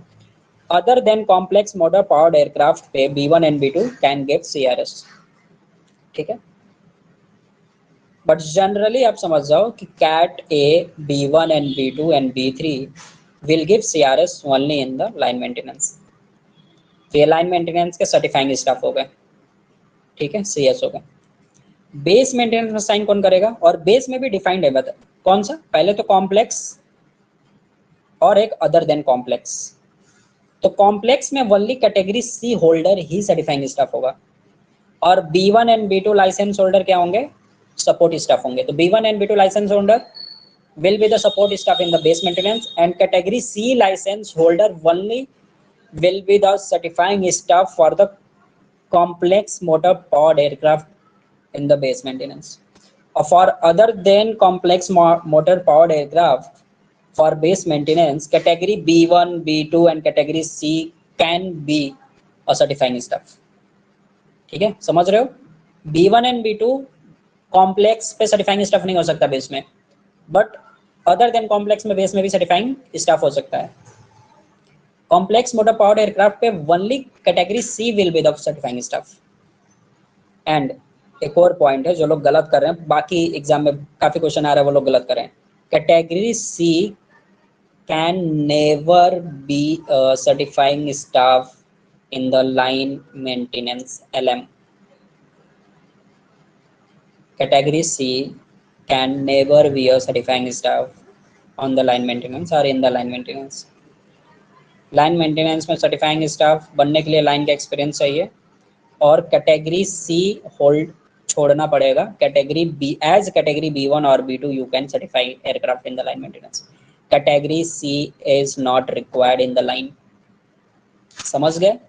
तो कैटेगरी सी कभी भी लाइन पे साइन नहीं कर सकता, सिंपल समझ लो। ये बहुत बेसिक पॉइंट्स है जो लोग गलत करते हैं एग्जाम में। ठीक है, इसमें आपको कभी गलत नहीं करना है। ठीक है, देन वही सारी बातें हैं जो अभी जो मैंने आपको बताया। Then point G they are defining. अब एक पॉइंट है इसमें मैं बताता हूँ, देखो। Line maintenance category B1 B2 B12 B3 and L category will be the certifying staff. And इन्होंने क्या मेंशन किया कि in addition to such organisation may have appropriately set task trained staff. अब मैंने आपको बताया ना कैट है, देखो यहाँ पे कहीं लिखा है लाइन के लिए कैट है, यहाँ पे मैंने हाईलाइट किया है एयरक्राफ्ट लाइन मेंटेनेंस। यहाँ पे देखो कहीं कैट लिखा है, नहीं लिखा है, they haven't mention in the cat, है ना? तो what is the cat engineer? Cat engineer is a task trained staff, not a full scope staff, है ना, सर्टिफाइंग स्टाफ। तो हम कैटे को टास्क ट्रेंड स्टाफ बोलते हैं। उसके पास कोई क्लास रेटिंग नहीं है, कोई इंजन रेटिंग नहीं है। ठीक है, सिंपल है। तो टास्क ट्रेंड स्टाफ है, तो कैटे की एप्लीकेबिलिटी से ये नहीं होता है कि we can replace this staff requirement, क्योंकि कैटे के पास कुछ ही ना अप्रूवल है ना। 4 हमने टास्क पे ट्रेंड कर दिया, 4 टास्क पे, उन्हीं 4 टास्क पे वो CRS दे सकता है। अब इस 4 टास्क के बाहर वो CRS कैसे देगा? लाइक एग्जांपल मैं दे देता हूँ, नॉर्मल सा एग्जांपल, बर्ड हिट हो गया, कैटे तो नहीं साइन कर सकता, रिलीज नहीं कर सकता, ना इंस्पेक्ट कर सकता। This is not under the privilege of cat A. ठीक है, लैंडिंग एयर इंस्पेक्शन, कोई भी इंस्पेक्शन हो गया, हाइड्रोलिक इंस्पेक्शन, कोई भी इंस्पेक्शन हो गया, any inspection of the aircraft exterior or interior part of the airworthiness structure, cat A is not cat A haven't certification on that, है ना। तो उसके पास नहीं है। B1 आएगा ही आएगा। B1 required for any inspection on the aircraft. Cat A normal कर सकता है, बेसिक चीजें देख सकता है। अब डेंट हो गया कोई इंजन इनलेट पे, कैटे के पास कोई प्रिविलेजेस नहीं है इंस्पेक्ट करने का, है ना। तो ये नहीं है। अब क्या होगा sir? General inspection is the very basic things, वो तो कैटे करता ही है। बट अगर मान लो जनरल इंस्पेक्शन कैटे कर रहा है, ब्लेड टूटा हुआ है, इंजन का फैन ब्लेड में कुछ डेंट है या ब्रोकन है थोड़ा सा भी पार्ट, कैटे की कोई रिस्पॉन्सिबिलिटी नहीं है कि उसकी कोई एंट्री कर सकता है। कैटे हैवंट प्रिविलेजेस, है ना। तो वह एंट्री भी नहीं बना सकता डेंट एंड बकल चार्ट में। तो we need to call the B1 engineer. They will inspect the blade, broken parts and mention in the dent and buckle chart कि this is under go or no go, है ना। Under limit है वो part या नहीं है। अगर under limit नहीं है तो एयरक्राफ्ट नो गो हो गया, फिर फैन ब्लेड वो चेंज होगा। ठीक है, तो ये सब मेजर हो गया जो मैंने आपको बताया। तो कैटे की अवेलेबिलिटी का मीनिंग ये नहीं है कि ये इन स्टाफ की रिप्लेसमेंट कर सकता है, नहीं कर सकता। वो तो एक छोटा मोटा इंजीनियर है ना। ठीक है, तो ये मैंने आपको बताया, तो बेसिक चीज़ें बताया। देन बेस के लिए बताया कि cat C only will be the complex motor powered aircraft के लिए सर्टिफाइंग स्टाफ होगा, बाकी नहीं होगा। ठीक है, तो ये सारी चीज़ें मैंने आपको बता दिया। बाकी फीस वगैरह मैं आपको बता देता हूँ, है ना। तो हम लोग ना 2 दिन का मैं टाइम देता हूँ एक्चुअली ज्वाइनिंग के लिए। ठीक है, आफ्टर 2 डेज हम लोग का क्लास का कंटिन्यू रहता है। तो अभी मैं वो डिटेल शेयर कर देता हूँ and after class I will share the all details, है ना। फीस का भी जो भी मैं आपको बताऊंगा डिस्काउंट के साथ या कब तक एप्लीकेबल रहेगा। तो 2 डेज की वैलिडिटी रखता हूँ मैं एप्लीकेबिलिटी की, कि आज नहीं, 2 डेज 23 24 एंड 25 तक डिस्काउंट की वैलिडिटी रहेगा। ठीक है, आई will share the all details in the class group, ठीक है, डेमो ग्रुप। तो देयर इज अ 2 फीस, है ना। एम्प्लॉयड के लिए डिफरेंट है, एंड जो स्टूडेंट्स है कॉलेज में स्टडी कर रहे हैं उनके लिए डिफरेंस है।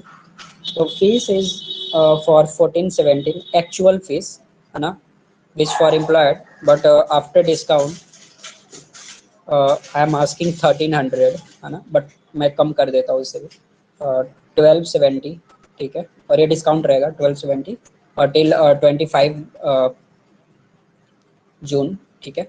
And for student I am reduce this fees to the 1000, ठीक है, directly to with the only 1000।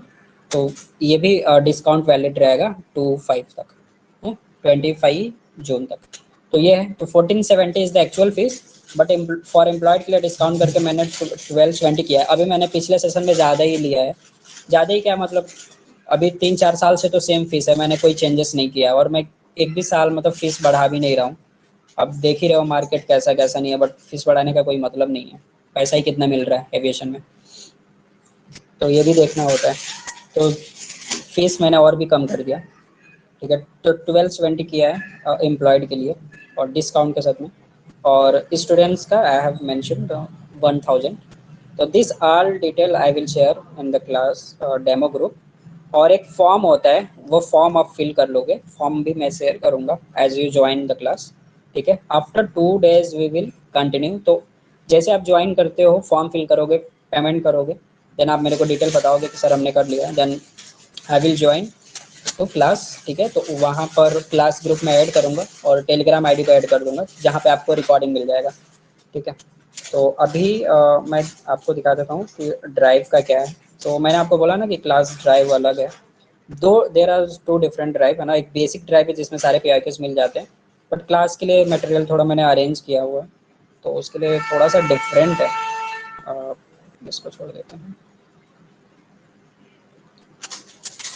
तो ये मटेरियल है जो कि मैं एक्सेस देता हूँ जनरली। तो अभी जिस CAR से मैं पढ़ा रहा था, जो कि हाईलाइट किया हुआ था, वो सारे CAR इसमें मिलेंगे। तो हाईलाइटेड है ये जो क्लास में मैंने पढ़ाया हुआ है। तो सारे CAR है और सारे सीरीज़ भी हैं जो कि मैंने हाईलाइट किया है, जो कि क्लास में पढ़ाया हुआ है, ठीक है। तो ये एक सारे क्लास के मटेरियल हैं जब से मैं पढ़ा रहा हूँ इसका, और सॉल्व वाले क्वेश्चन यहाँ पे मिल जाएंगे आपको, ठीक है। अभी हाईलाइटेड वाला सेक्शन दिखा दिया, CR66 वाला ये पॉइंट है। बाकी क्लास में मैं सॉल्व करा देता हूँ MCQ, तो वो मिल जाएगा। बट रिकॉर्डिंग आपको डायरेक्टली मैं टेलीग्राम पे ही दे रहा हूँ, ठीक है। यहाँ पे एक्सेस नहीं कर रहा हूँ, क्योंकि यहाँ पे अगर आप एक्सेस करना चाहते हो तो आपको पेमेंट करना पड़ जाएगा। तो सबसे अच्छा ऑप्शन है कि मैं टेलीग्राम पे ही रिकॉर्डिंग क्लास का अपलोड कर देता हूँ, क्लास जैसे ओवर होता है तो आपको वहाँ पे एक्सेस मिल जाएगा, ठीक है। टाइमिंग आपका ना इवनिंग ही रहता है, ठीक है। मेरी शिफ्ट रोटेशन होती है, तो मैं क्लासेस इवनिंग में रखता हूँ। वीकली 3 days की क्लास रहती है, ठीक है, वीक में 3 days, तो वो सारी क्लासेस इवनिंग में रहेगा, ठीक है।